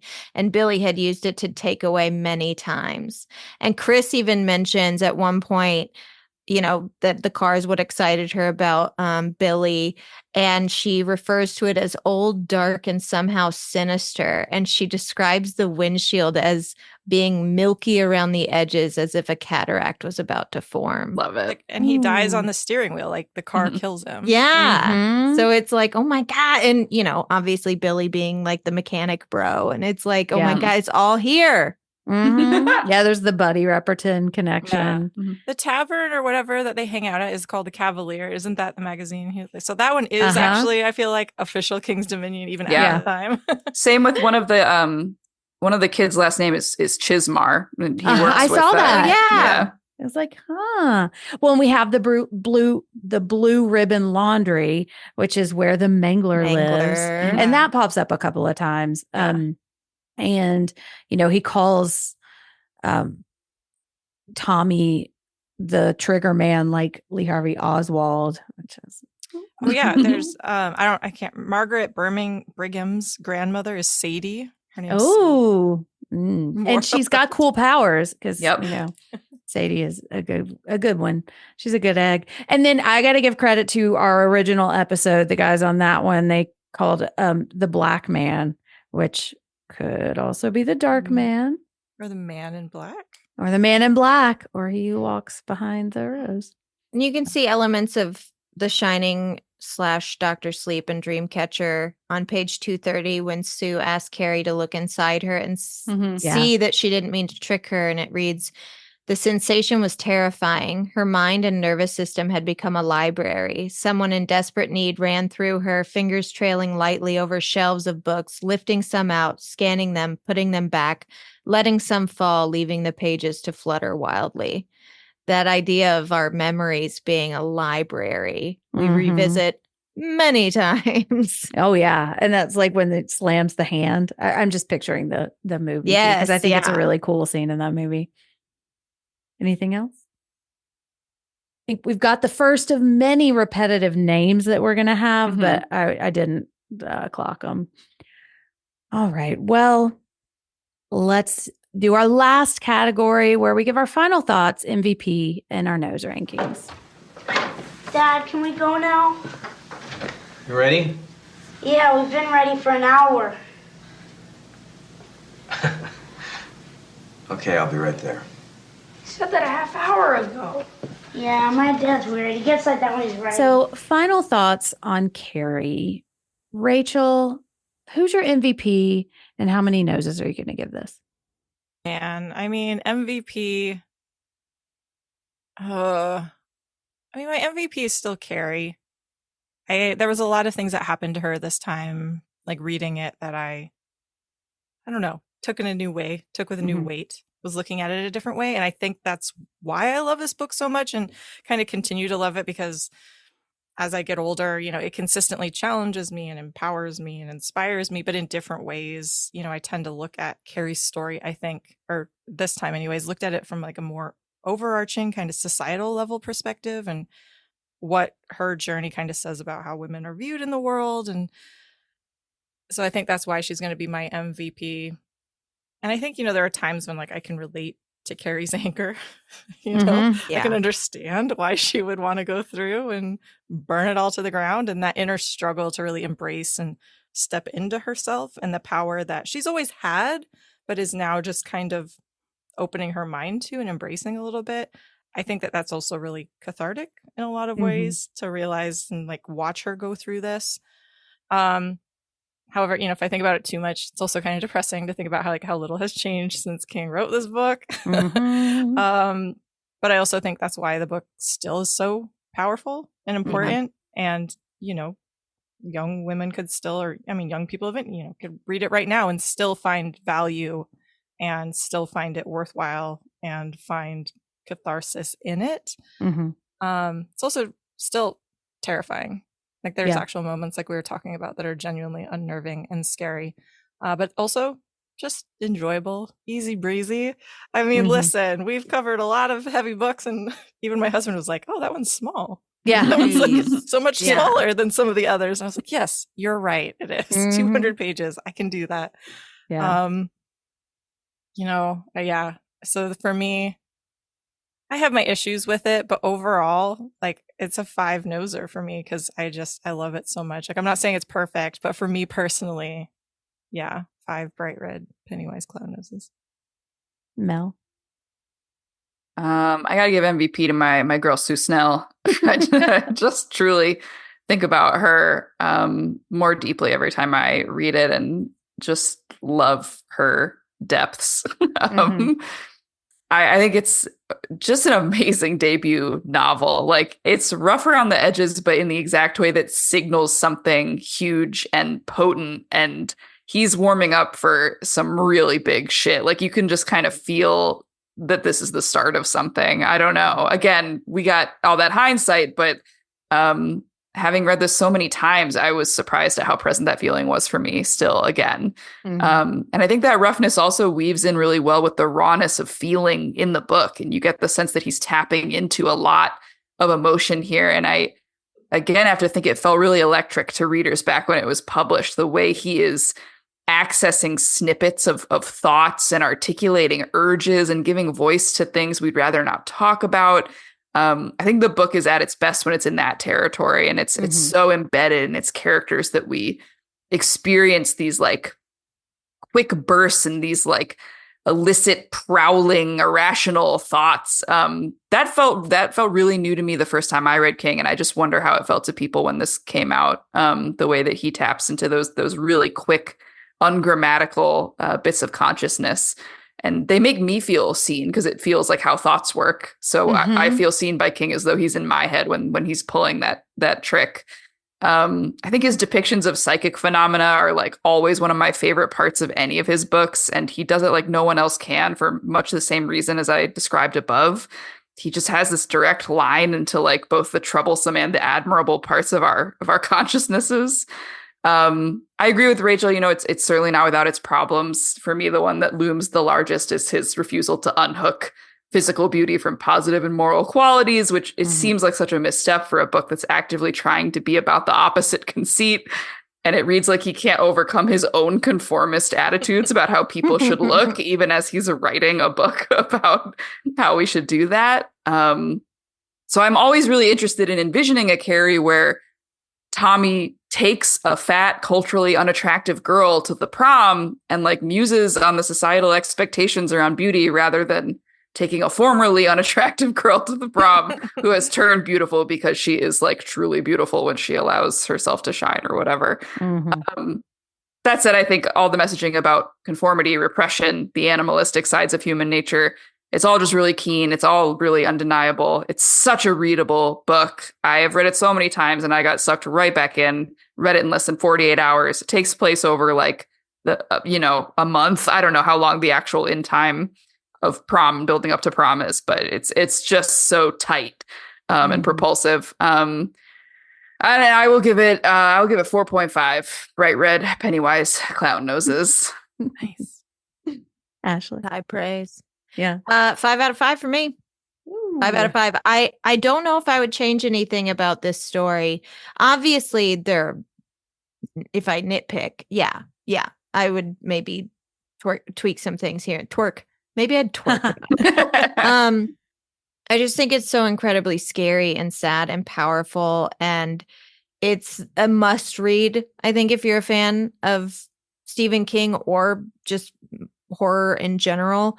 And I do think, and I stress to people, because sometimes I recommend Carrie and they'll be like, I've seen the movie. And I'm like, no. You have not experienced Carrie until you read it. And I think you'd still very much so enjoy the book, because we all know what happens to Carrie. And and the cool thing about the book is that they tell you right away what's going to happen. It's really tragic and a lot of people die.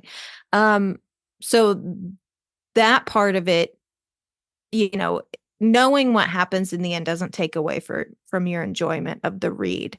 And I think you would still very much so enjoy the book because of how much more you get to learn about Carrie White and the night that like 450 people died in Chamberlain, Maine. But yeah, 5 out of 5 for me. It's one of my favorites.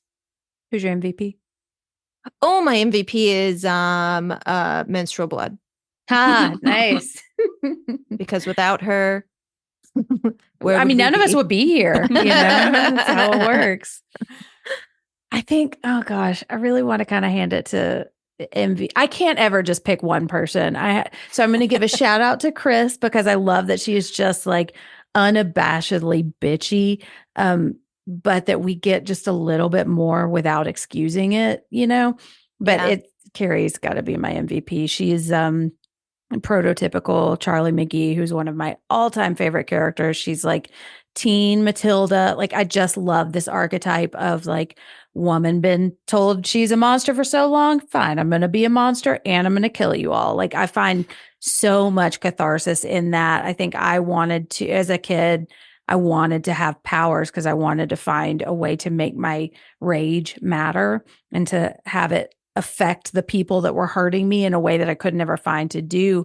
And I think like, I wish I had this novel when I was little, because I think like Carrie, I didn't realize that I had powers until really late. Like, I was probably in college when I got out of the house I grew up in.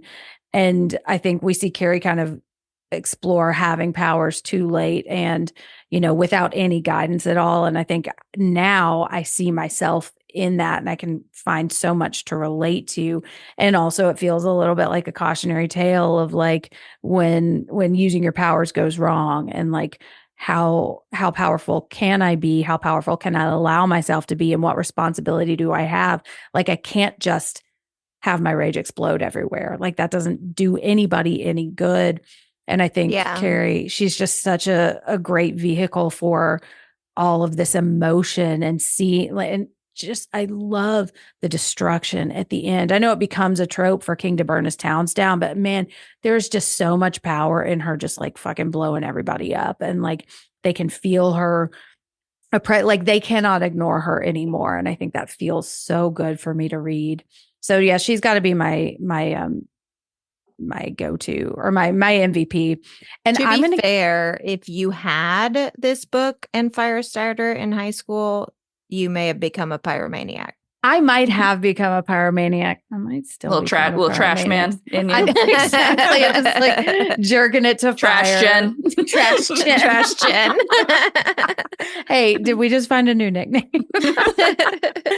And I think I'm going to give it 5 too. I think I have nitpicks too, but I almost feel like it's like the flaws on the diamond that make it shinier, And I think it's interesting to me too to look at those flaws. Like, as a king freak, like I love to kind of look at the flaws and see what they're going to become and where they're going to be sanded down or where they're going to become like bigger. So it gives me that food for thought too, So yeah, 5 for me.